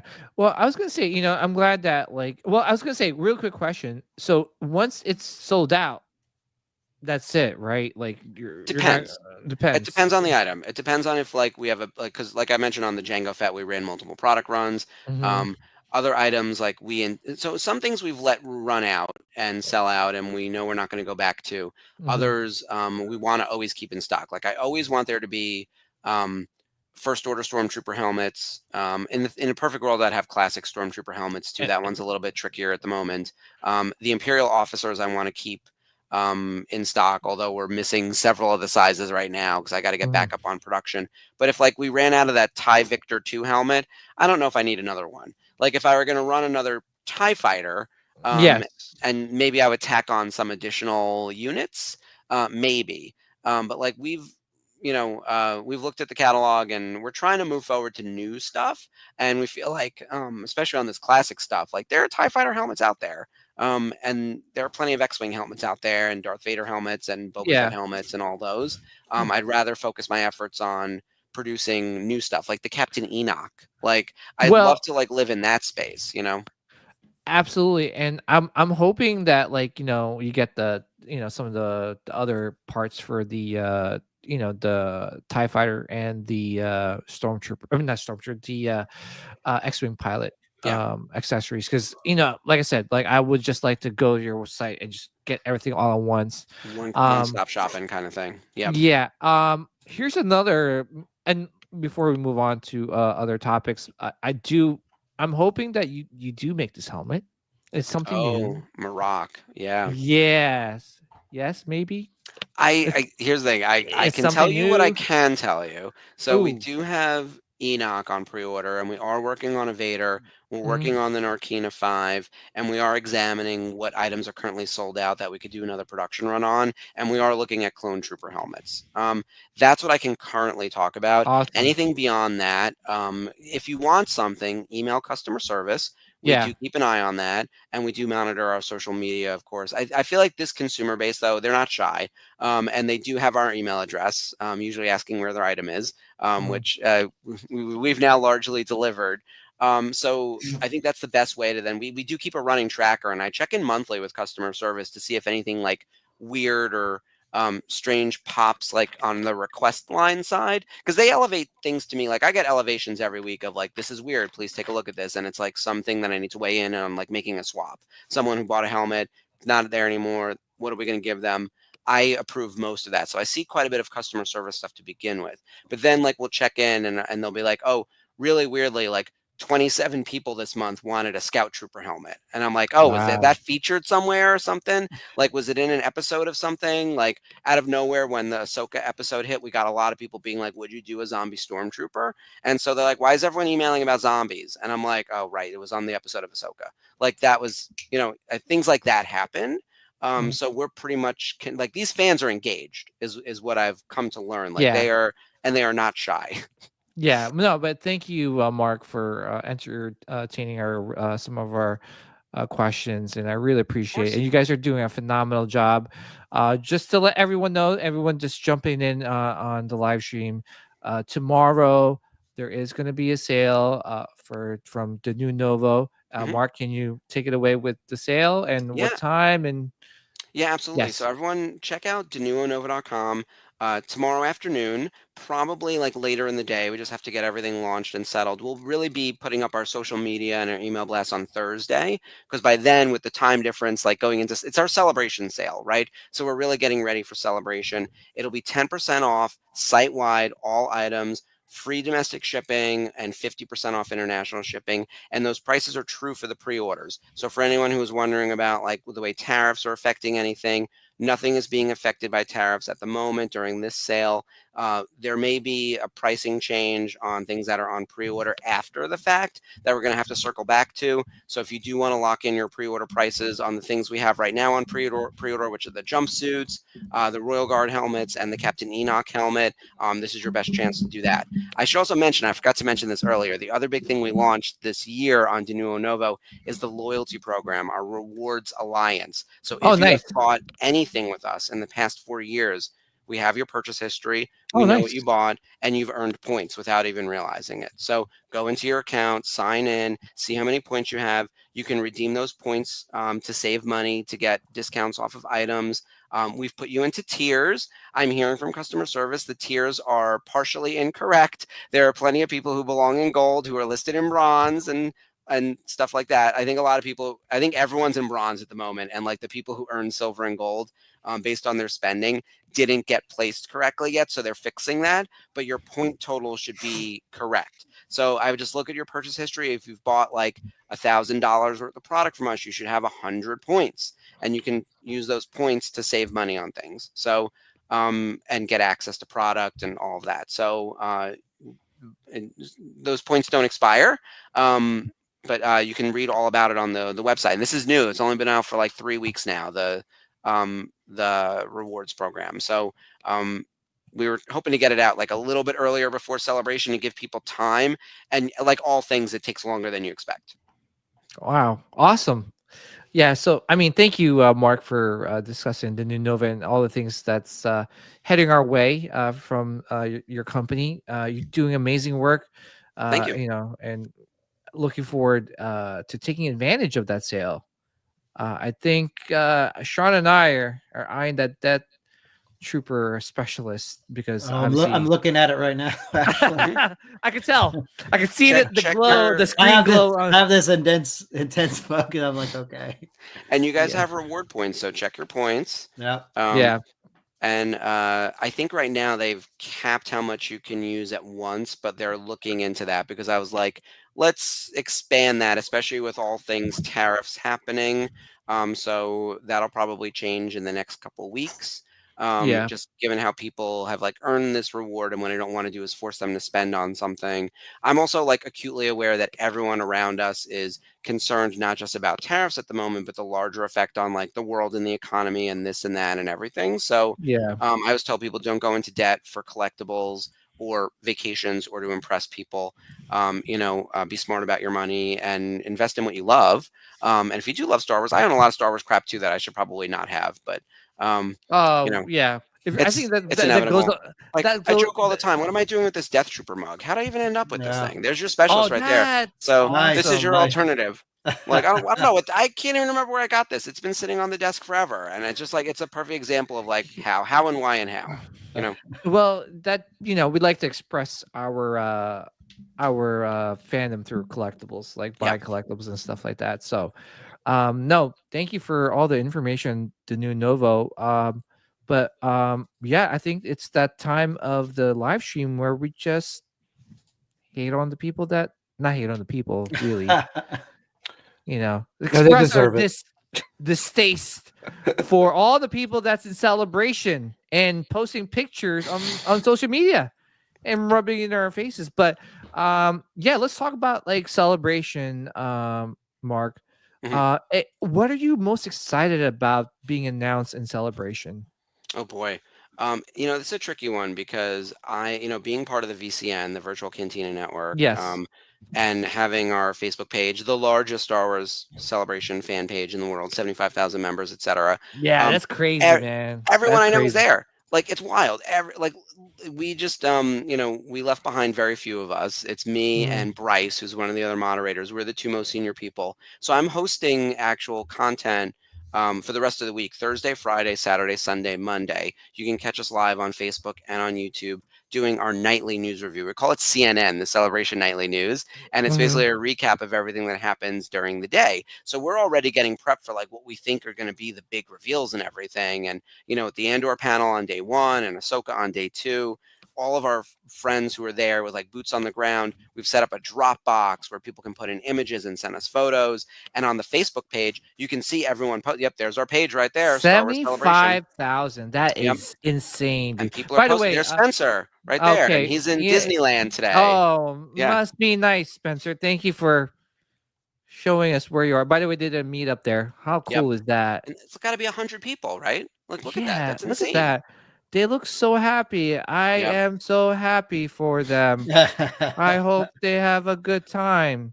Look at those shirts, by the way. Oh my goodness. I really love the artwork this year. Oh, like you can feel the Japanese influence. Yeah. Of course, the weather's nice. It's gorgeous. It's still freezing in New York. It may as well be winter. Like, yeah.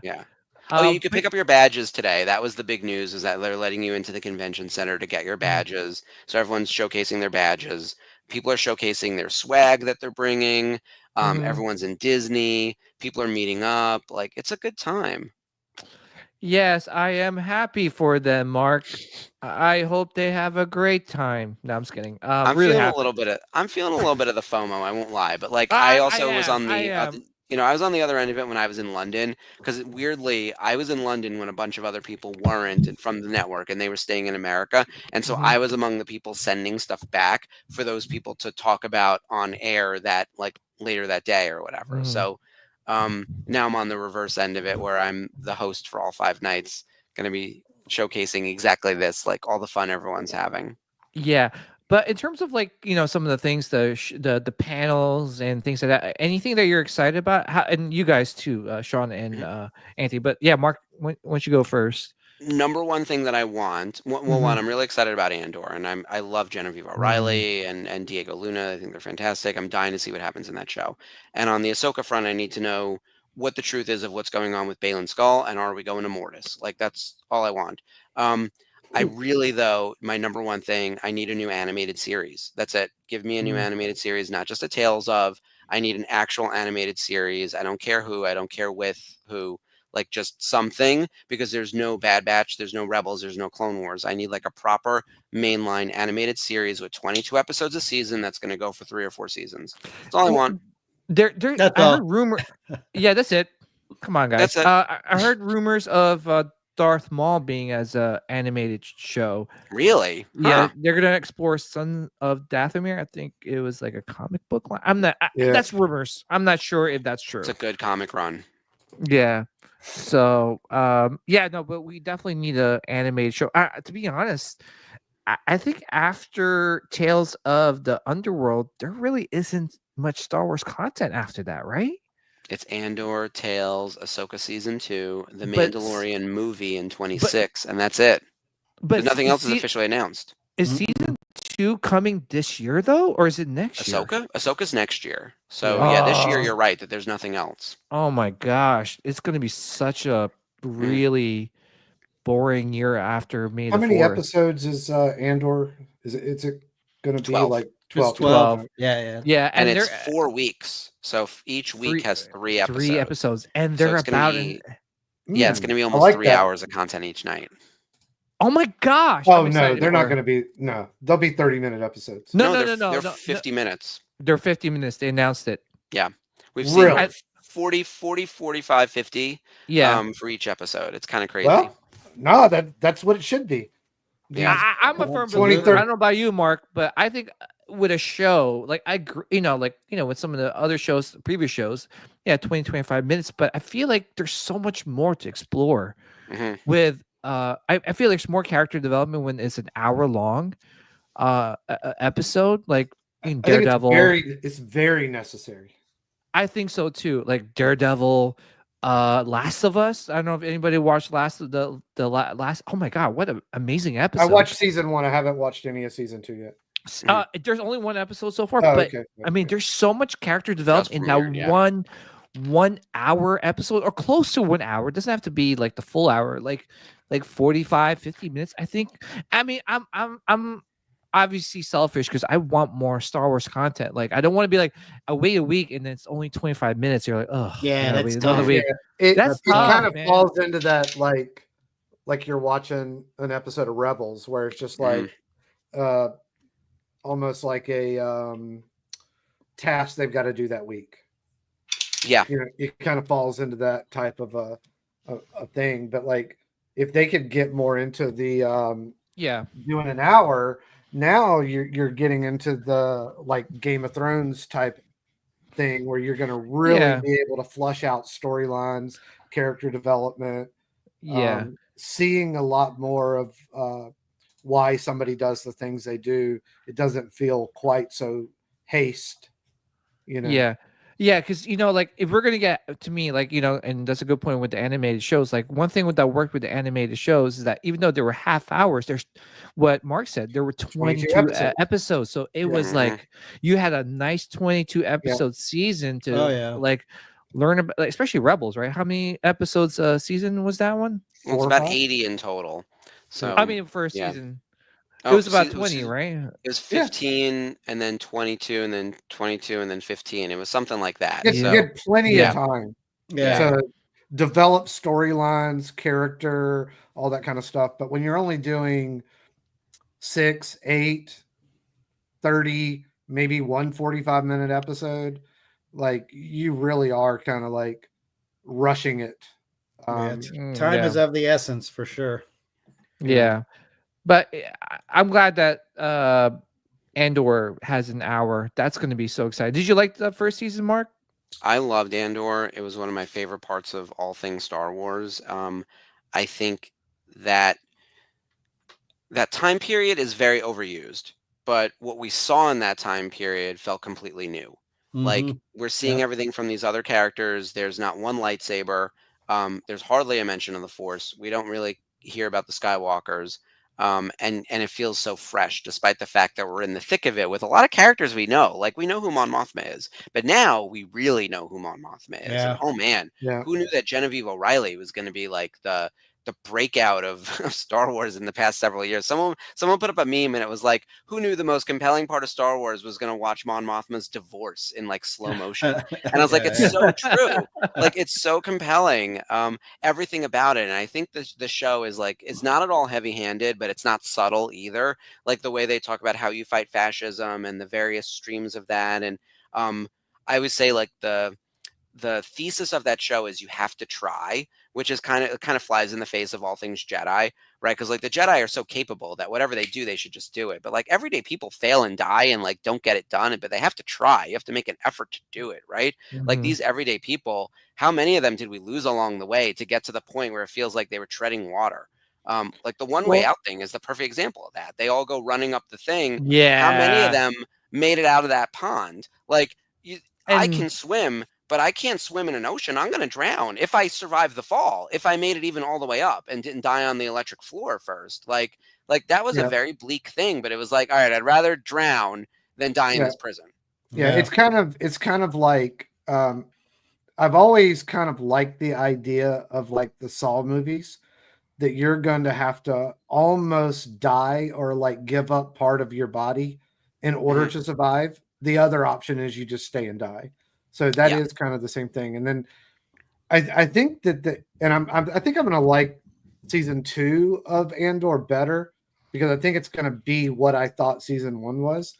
And the way I look at the rebellion is kind of like when they were building it, it was like, all the people that signed the Declaration of Independence and they were willing to die rather than live in essentially like a prison. Mhm. They were willing to put their life on the line and lose everything for the hope of freedom, so to speak. Yep. Mhm. And so, like, I do think there is a lot that can be done, and it can kind of show.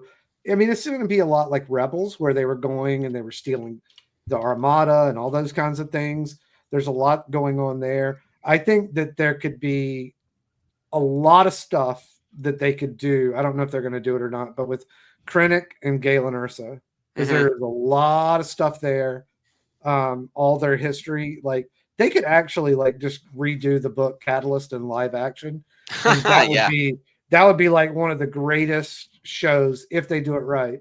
That's a big if, but I think we may get some of that. yeah, We're definitely going to yeah, get the Gorman massacre, which is going to be brutal.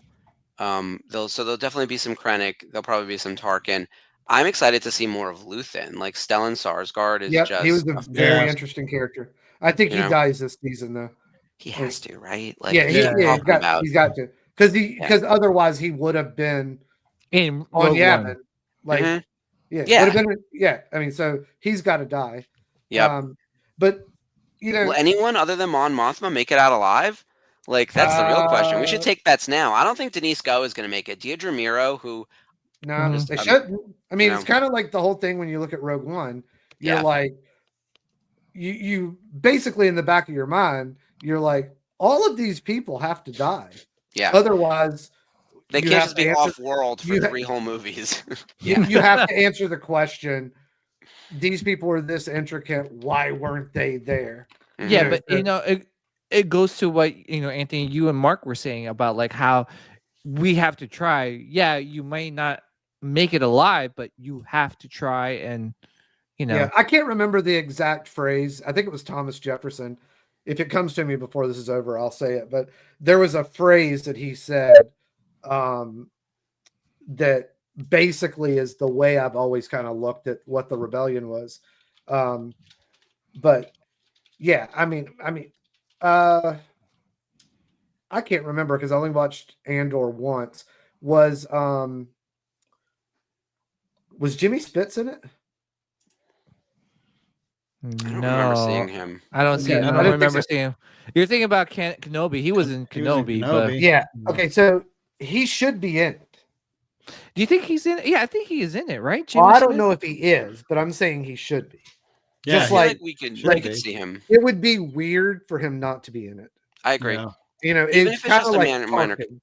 Like Yeah. Tarkin should be in this. It would hmm be more weird for Tarkin not to be in it. And Ahsoka probably has to pop in because she is a fulcrum at the time. That's Mhm. what's tricky about all of this. Like, Yeah, you because you know, are in Rebels territory. yeah, exactly. They're on and not little Leia, but teenage Leia. Yep. In theory, should be there. Oh, can you Which imagine?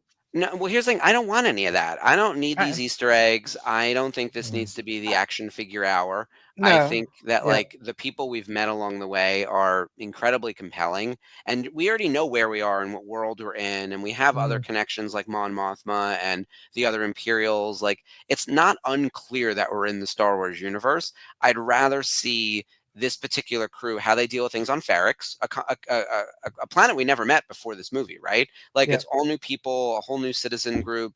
Other than Cassian Andor going in, we didn't know anyone other than him and then Mon Mothma, who I remind people all the time. Mon Mothma was 90 seconds in Return of the Jedi, and then Yeah. unless you watched Rebels, you do not know how important she was, right? Like it's in Yeah. books and other places, but like people are like, why is everyone losing their mind over Genevieve O'Reilly? And I'm like, why are you not? Like this Well, she's character is so important, and and it's people who didn't watch Rebels because they don't do cartoons or whatever. So Yeah. She was also a big part of can't remember the name of the book, but it was about Leia after Return of the Jedi and her being in politics. oh yeah, the And then bloodline thing. that's it. Yeah, Yep. And then yeah, Mon Mothma dies, and she Leia's running for chancellor. Like that was a great book. yeah.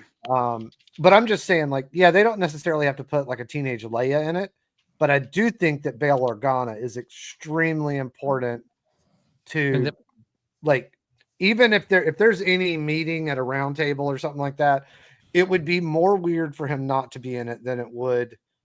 I don't think that would be fan service where you're just putting him in just to get the oohs and ahs. And yeah, because he's equally, not a like, big. Yeah. I mean, equally with Krennic, like there is a lot of stuff between him and Tarkin, and you can flush out all that contentiousness in a hmm couple of scenes.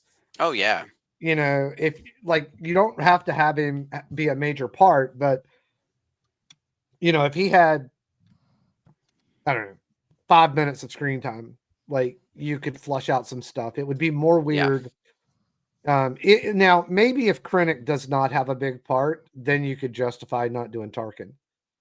But Yeah. I It's guess tricky because I think there's a rights thing about his likeness still. I don't know. there might Oh be something yeah. with his family. So okay, Yeah.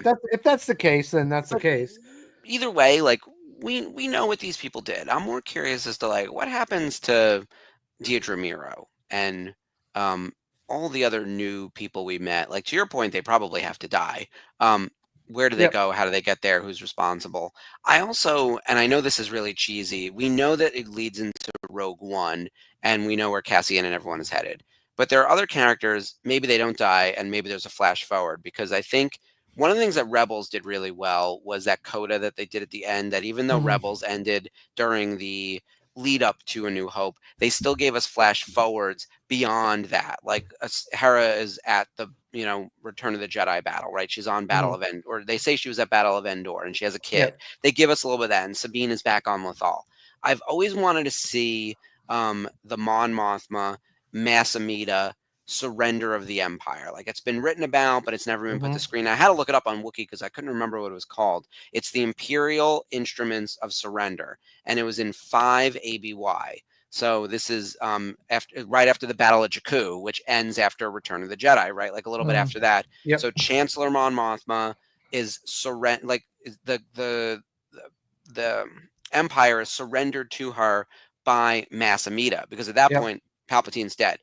Mhm. And it happens under like the tree, on Chandrilla or whatever. I need to see that, even if it's like a cutaway 5 seconds. Like, Yep. give us Even if you something. see it from a distance, it'd be kind of cool. Yeah, because I feel like the show is so fucking bleak, and we know where it's headed, and everyone's gonna die. But we have to remember what then follows is that like hope is restored, Hope. and we Yes. get to eventually Luke Skywalker blowing up the first Death Star, and then Lando blowing up the second Death Star, and Luke defeating the Emperor and saving Vader, and like Leia and the Resistance win, right? So we have to see that to know that like it wasn't all for nothing, you know? Yeah. By the Yeah. way, I feel like Well, Mark see laying that down like some like you knowledge. said, all those people dying, and then just seeing something that like says, "Oh yeah, it wasn't all for nothing." Yeah. The equivalent of that is after all those people die on Scarif, then you see the plans getting handed off, and like, okay, Yep. here we are. Like Yeah, the this is path what to it was all Leia for. at that Yeah. point. Yeah. Wow. Just hearing you two talk is like because Mark, you're like the virtual cantina holocron. Yeah. I do this for a living. Like and I- Anthony's the Sith cast holocron. So there we go. it's just like We- you guys are. But me and Sean were like, we're just We just sitting sit back. We just sit back and enjoy. we're it. like, oh, because we didn't read the books, right? So the fact that you guys are like, giving, blessing us with your knowledge about like, the books and things like that, and like, oh, what happened here and this and that is like very interesting. Like I'm sitting around the campfire and listening to you guys So, talk. Mark, did you ever read Catalyst? I did right when Yeah. it came out. What was that? 2017, something. Yeah, like it came that? out like a Right month around or Rogue One two. timing. Yeah, month or two. Yeah, I think I've told Sean many times because he loves Rogue One. I'm like, yeah, if you love it, like you should read that book because it makes Rogue One even better because you understand like all that scene where Krennic shows up, Galen Erso, all the stuff between them. Like you have a good understanding of why he's after him, why he didn't hesitate to kill Galen's wife. He knew about the daughter. He knows about all that stuff. Yeah. And you understand like, Galen was making like an endless amount of energy, like a renewable energy source for the whole galaxy. And then they weaponized his work and turned it into the Death Star because it was all compartmentalized. Nobody knew what anybody else was working on. I.e. the what's that called? Oppenheimer. Yeah. Yeah. Oh yeah, no, that's a good analogy for it. Well, the Linden, I can't even say that the prison in Endor. Oh yeah. It was all compartmentalized. Yeah. Like there were people that were working on the dish. There were people that were working on, and they didn't know all what these they were doing, and nobody even knew what they were making. Yeah. It was Like just parts and Galen pieces to really something. thought that he was making a renewable energy source with the crystals for the galaxy. Like that's what he thought he was making, and then he found out at a certain point. It's not unreasonable. One, I actually do want to shout out Pat's real quick. Thank you for the compliment. I've been a licensee for 10 years, and I'm on a network where I host a show every week, so I'm pretty deep in the Star Wars lore. So this comes, I think at this point, like it comes relatively naturally to me. But I'm also terrible at trivia. Like I have to look up stuff all the time, and I remember the broad strokes, but then like I could not remember the Mon Mothma thing that I've been screaming that I've wanted for like the last 10 years. I was like, what's that thing called again? Like that kind of thing.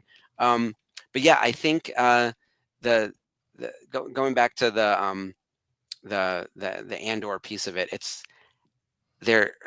I don't know how to phrase it. Like there's so many competing needs within the empire, right? They're all fighting within each other, and so it's easy to overlook like what you're actually doing.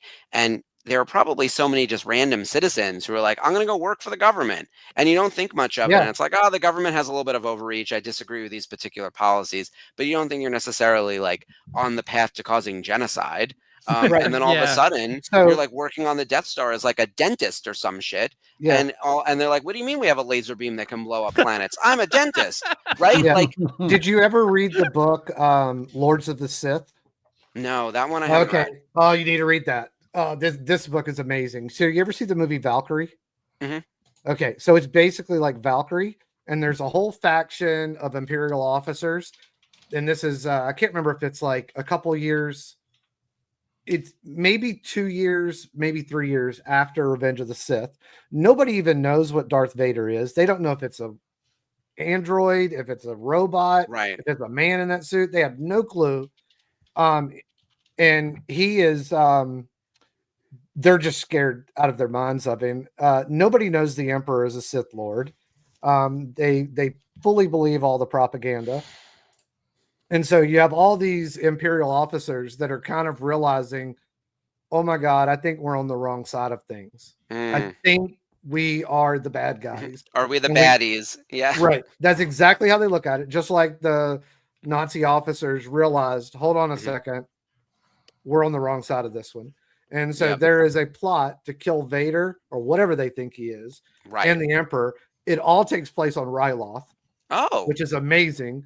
I love Ryloth. Yeah, Sabine's cool. dad is integral in the plot with the Imperial officers. Wait, Sabine's dad or Hera's no, dad? no, Hera's dad. My Hera's bad. dad. Okay. All right. Yep. Cham Syndulla. Yep. Cham Syndulla for everyone in the chat.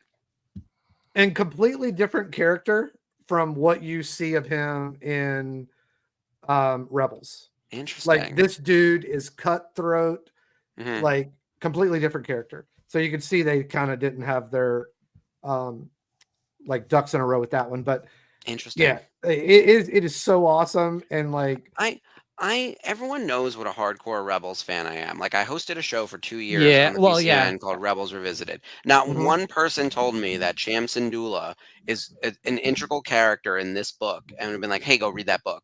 yeah, How? well, they probably I- haven't read it. Like it is. It's probably like number 1 or number 2 out of all the Star Wars books I've read. Like it is awesome. Like Vader is like pulling TIE fighters out of the sky. The Emperor is like not using his powers and making Vader fight everybody. And then finally at one moment, like he just has to like unleash and but like it is so awesome. Like I'll have to everything check you it out. thought, like all the stuff you'd see in comics with Vader, like he's full blown. Like Mhm.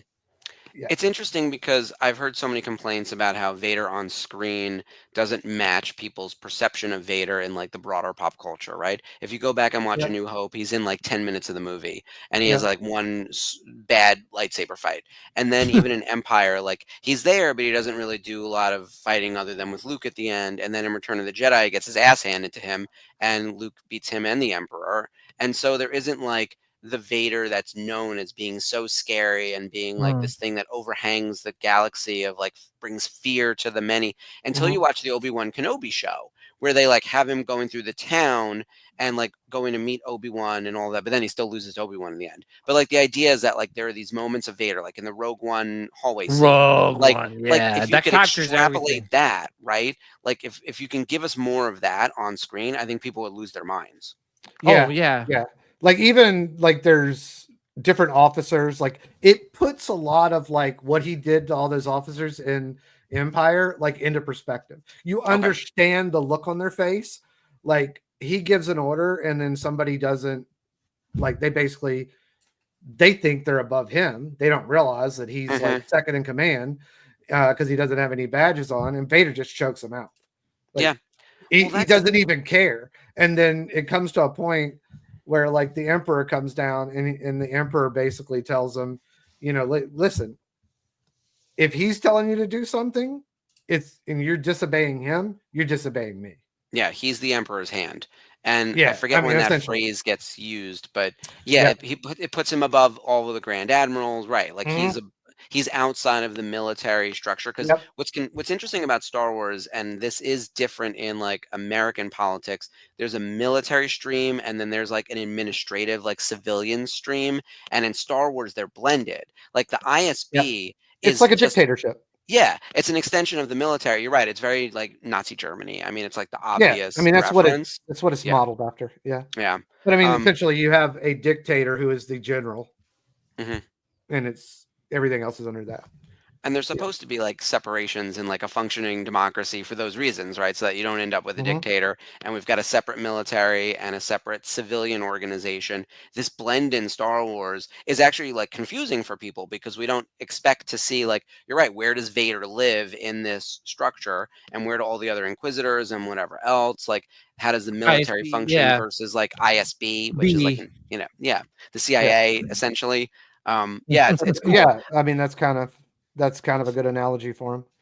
And you said you read Bloodline? Yes. Which, Bloodline is a fantastic one. The idea that Leia was able to go so long without people knowing she was Vader's daughter is really interesting. But like, no one should have ever found out that Luke and Leia were Vader's kid. Like, it's kind of wild because like only a few people ever really knew that, and they certainly weren't going around telling people. So like, if you think about it, in Return of the Jedi, the only people that were alive that actually you saw them know it is Luke and Leia. Nobody else. They didn't tell anyone. Like you never saw Han be told. Right. Like you could assume she told him at a certain point. And then then when you go back and you look at like the scene in season 2, where Luke is going to save the day in Mandalorian. The reason why, and his name just slipped my mind. What was the guy's name they had captive that was going to kill himself? Giancarlo. Giancarlo, yeah. Anyway, Moff Gideon. Moff Gideon. So the fear that he had in his face when he realizes who that is going through the hallway, the reason why he was ready to commit suicide is because he knew who it was. And did you ever read that book? It was from a certain point of view, and it was kind of like a folklore, like a Paul Bunyan. I read the one type. for A New Hope. Yeah. All right. So then the whole thing is like everybody thinks that Luke cut down Vader and cut down the Emperor. They think Luke is the one that like basically brought down the whole empire. And then there was all these crazy tall tales of like Luke jumping out of his X-Wing onto like after the Battle of Endor and taking down like Star Destroyers and stuff like that. There's all these crazy like mythological type tales. So like you can assume Moff Gideon heard these stories and he knew who that was. I mean, essentially he knew death was coming. So he was ready to, bite his cyanide capsule. But yeah, that Bloodline one is awesome. Like, and it kind of shows you the whole political aspect of it, how her rival. I really enjoy. Like, I'm a fan of the politics in Star Wars. It's when not it's done right, great it's on awesome. screen, like in the prequels, but the Clone Wars do a better job, like getting into it. So, the Clone Wars. I think if they would have done a lot more of like that deleted scene where they had the founding, like you could say those were like the founding fathers having that secret meeting. If they'd had more of that, I think it would have played really well. Yeah, I agree. I lament the fact that Genevieve wasn't in the original theatrical cut of Revenge of the Sith. Like that was a miss. Meanwhile, they struck gold with this woman. And all these years later, it worked dead out. ringer for a younger version. which is unreal because in real life, like, she doesn't really look like that. Like, she's Nope. in a wig and she's got some good contouring in her makeup, but like, she does have the structure of like, she has the long neck the way that Carolyn did, Yeah, but like, the right haircut otherwise, on her, and yeah, it's perfect kind of unreal. for But that, somebody that essentially would be like 20 years younger. yeah, but even Yeah. outside of that, like whether she looks alike or whatever, the acting is what does it. I mean, Yeah. Very Yeah. stoic. everyone in this cast is so unbelievable. The prestige that all of them are bringing. There's not one weak link in this cast at all. And they're all coming back for season 2, the ones who survived. And then we're adding in some other interesting people. Like, I can't wait to see what happens. And we're a week away. Like, Yeah. it's a week from today for Andor season 2. So I'm in. Yeah. I'm in too, and like the writing and the screenplay on this show is amazing. And I can't wait for season 2 and see where everything goes. But you were talking about what's her name? Deniska, Deidre Mir. Yep. We kind of get like a little tease in the trailer of what's going to happen to her. Did you see that? I don't think she's getting choked by Vader, if that's what people are thinking. I think she's having a bit of a panic, and I think that Okay. she is an incredibly ambitious person and very misguided. And at some point, you run into walls that way. And I'd love to know what wall she ran into, because she probably tried to take on someone more senior than her on Could the be chain of the guy you command. have on the screen. It could be him, right? Like, here's the thing: I'd be just as afraid of this guy as I would Vader, because he can ruin your career and get you fired and demoted or whatever else, or Mhm. maybe killed. Get Like, I killed, feel yeah, I like, was gonna say. Yeah. I don't think she's afraid of death. I think she's afraid of failure, and I think she's afraid of like being Yeah, I removed think from that's a her good point. job. Like, I Yeah. think that she's also.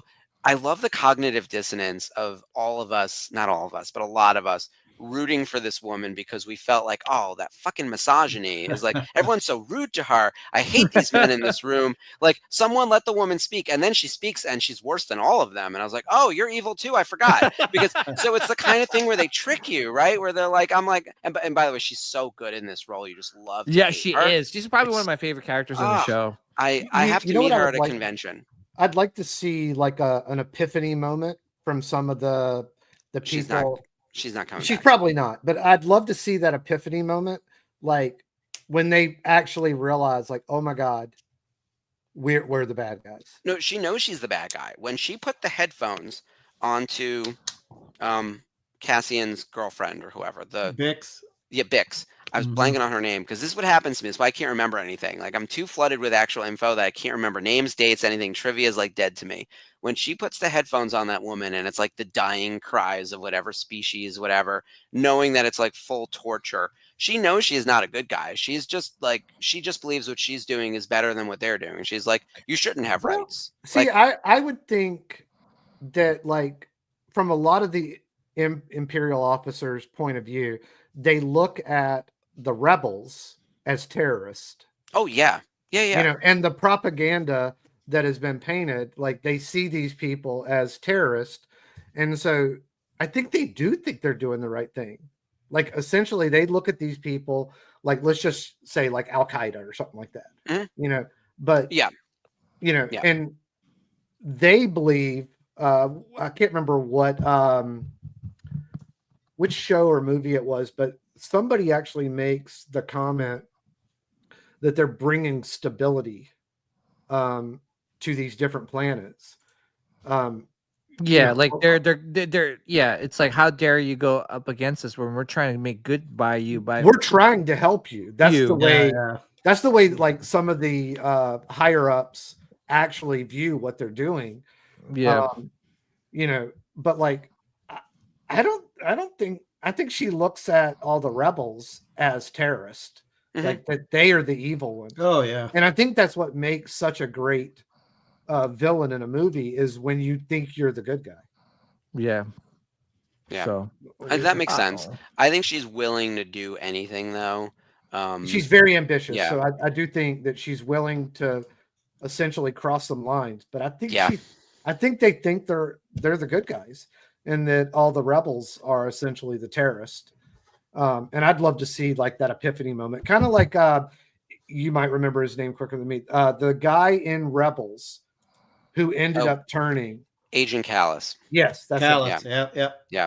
Yeah. Yeah, I could see. It'd be interesting. I don't want, as I mentioned, I don't want the Easter egg extravaganza, but I think an Agent Callus appearing Mhm. I've would be thought it would be interesting. perfect Yeah, because you're so in that era. yeah, You know. could be cool. He could also be someone who's like, "I'm defecting. You can come with me." Oh yeah. I don't know if he Even a brings very anyone with him, but quick. Yeah, yeah, probably not. But I do think that would be like some of those. I do agree. Sometimes I think they do things and it's completely fan service and it yeah, doesn't really serve the purpose. But when they do it, and it's almost weird if a certain character isn't there. yeah. You I know. think to your point, the Jimmy Smits, Bail Organa, Yeah. people are expecting him to show up. I think we might also get a little tease for Ahsoka just because it is the next stream of content we're going to see, and her Mhm. Could character be. is aware, Yeah. like is alive and Even around if you during that just time period. even if it was like If a she's in, hologram conversation even between if she's her in and Bail Yavin, Organa. Yeah, like a You know. brief moment, Right. yeah. right? Yeah. There's also something around like how she's a fulcrum, Andor's a fulcrum. Like there's Yep. something around like Bail having to maybe tell Ahsoka we lost him. Like even if it's like a post scene, like I think that could be an easy way in because I feel like you want to tee up Ahsoka somehow. Like if I were Yep. actually like identifying what are the things that this needs to lead into that makes sense coming stream wise of what's next with like Lucasfilm, Ahsoka is what's coming. And then maybe there's another animated show that we don't know about yet. If you're telling me Darth Maul, I don't necessarily need to see him, but maybe there's a name drop of Crimson Dawn because I do Yeah. think like with all the one of the things that the Empire I'd likes to rather say see is some like other stuff than a Darth Maul show. Yeah, me too. yeah, I'm kind of in the mode of like, make it a good story, and I don't care, but I do want Yeah. to see fewer Skywalkers. That's it. That's my only request. No more Skywalkers. Like I'm Yeah, good. same. I would like to see like even like an old Republic Mm, type of animated show. that would be Yeah, me really too. fun. Oh, that'd be just to start the conversation, start like that line or that era again. That'd Mhm. be awesome. Um, all right, guys. Well, that was like really cool to see two holocrons going at it. We'll have I to was do this like, again. Yeah, it this was is really fun. no, because you guys were like had a plethora of knowledge, and I'm like, like I said, I was just like sitting in a campfire, just listening to you guys talk was Yeah, awesome. me too. I'm all It's one of quiet. my favorite things about watching other Star Wars podcasts. Like the people get very passionate about, especially the streams they love. So especially if I don't know something about a stream within Star Wars, I will find a podcast talking about it, or go to like Star Wars Explained, or one of those. Like that's what I love about this fandom. Like we're a very passionate group. Yeah, and you know what? The sharing of the knowledge, right? Just because like, oh, I didn't get a chance to read the books. Like now I'm listening to both of you guys talk and how it could have been incorporated in these shows or in this movie or in this scene or whatever. Now I'm like, oh, so that's why, I never thought that like Luke and Leia were the only people that knew that they were siblings of not siblings, It's like the only two people that you actually saw that were alive mhm. be told that. Now you can assume at a certain point she told Han. You can assume Chewbacca knew. And then how was their reaction? Because Yeah, that's a big. like That's not like I mean, she that's told Han at the end of Jedi. yeah. I mean, you could. Yeah. Yeah, she told Well, Han that she was Luke's I sister, don't. but Yeah, he but I don't doesn't know that that. Han. knew that no, Yeah. I don't think. But I don't Yeah. think Because that see, everyone when knew Luke that Luke found was. out, you Wait, never how many saw people? him. Go ahead. See, like for instance, when Luke found out that Vader was his father, Han was in carbonite. You never actually see him be told that Vader is Luke's father. Mhm. I was gonna say who was aware of the revelation at the end of Empire. R2 obviously knows. I don't know if C3PO is told. Leia doesn't find out until she realizes they're siblings. Yeah, we'd have to. You know what? Who knows? Star Wars Explained. I'll go ask. Like I was just thinking, hey Alex, hey Molly, someone tell us. I'm sure Yeah. it's on the Wookiee as well. Yeah. Yeah, I Yeah. mean, just judging by the movie, Mhm. at the end of Return of the Jedi, the only people that you actually see be told that have that knowledge is Luke and Leia. That's the only people that are alive. Yeah. Mhm. And then, in that bloodline, like when she's running to be the successor to Mon Mothma, um, her political rival comes across like a chest, and it had like some information in it, and essentially it's Bail. It's a message to Leia for her to see it at some point in time. But this is probably I think it's like 5 years after Return of the Jedi. And basically, just like, in politics, in the real world, like they release some information to kind of like, hurt the candidate, and they were calling her the daughter of death. Yeah. And his picture of a silhouette of Vader with Leia standing in front of her. And like, I think it was that book or Life Debt, it might have been. Like everybody after Return of the Jedi knew Leia as the Hutt Slayer because she killed Jabba the Hutt, and so that's what everybody called her. That was her nickname, the Hutt Slayer. Yeah. Yep. The same way that Luke took down Vader and the Emperor, Right. Leia was the Hutt Slayer, which was a great rebranding from Slave Leia. So very smart on Disney's behalf as well. Yeah. But I just thought like that would be the way, like in the real world, like you would hear a tall tale about how like a certain individual did these things, or a certain like SEAL Team 6 went in, did all this stuff. It would become a tall tale by the time it got to the general public. Yeah.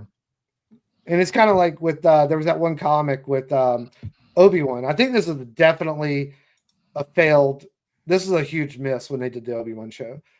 In that comic, the way that Obi-Wan finds out that Vader's still alive is he's in the cantina and he's like depressed, and there's like a on the Holovision, I think is what they call it, like their internet, HoloNet. And it's a propaganda video to recruit to be stormtroopers and fight beside the mighty Darth Vader to take down the rebels, the rebel insurgency and stuff like that. And that's when he sees Vader on the battlefield. And, he only knew the name Vader from that one hologram where the Emperor basically congratulates him after killing all the Jedi. So that's the only time he ever heard the name Darth Vader. And so that's how he knew that was Anakin. And the PTSD that sunk in at that moment, like that was a huge miss. They should have done that instead of having him find out from Reva. Yeah. There's so much lore in the books, and there's so many to read. Yeah, I can't keep up with it all. But if they would adapt some of those books, like Lords of the Sith, A+ potential for a trilogy, or even a series. Like you could do a couple seasons out of it. Same thing with we probably couldn't do it because Carrie Fisher's not alive, but some of these, like if they would just adapt them, they'd be awesome. Yeah. Fantastic. They're long enough to where you could do 5-6 seasons of it easily. Yeah. All right. Well, I just want to say thank you to Mark for hopping on the show. Mark, it was a pleasure. This was so much fun, you guys. Don't be a stranger. We will definitely keep in touch, and at some point we'll have to cross you guys over to the VCN. Make sure you're following us on all those channels. And like I said, I'm going to be on air multiple days this week: Thursday, Friday, Saturday, Sunday, Monday, doing all of the Celebration nightly news coverage. So you'll see reporting from Japan, all of my compatriots who are sending me information, and we'll do all of our news roundup 9 p.m. Eastern on the VCN, on our YouTube page, and on the Facebook group. Yeah, so please check out Mark on Virtual Cantina Network on YouTube, Facebook. Please join them on the Facebook page, and all the other social media platforms. And also check them out on the new Novo. I think San Diego Comic-Con is the next convention. So if you guys are heading over there, please stop by, say hi to Mark, and check out the cool products from the new Novo. And our sale starts tomorrow. Oh my off, gosh. Free shipping. Check out your rewards points. Get your pre-orders while the prices hold. Yeah, especially that Trooper Specialist. That is a must own. And like, you know what Mark said, right? Like, you know, they'll do a few runs of it, and then once it sells out, it's really hard to kind of like revisit those products. So definitely get your orders in while they're still up on the website. Yeah, thank you, Mark, Sean, Anthony. Another one in the books. Another one in the books next week. Oh my gosh, Andor! I cannot wait. There's going to be a lot Is to it talk about. Tuesday? Tuesday, yep. Tuesday, 3 hours. Oh my gosh. Yep. You better not be messing with me. No. Oh, my 3 hours. Holy smokes. All right. If they premiere at 9 p.m. Eastern, I'll be done watching it by like almost midnight. oh yeah. Or past midnight. I'm not sure. Oh my goodness. So, but yeah, thank you, Mark. Thank you for hopping on the show. Thank you to everyone listening and watching. And may the midichlorians be with you guys always and forever. Peace out. Later. Peace.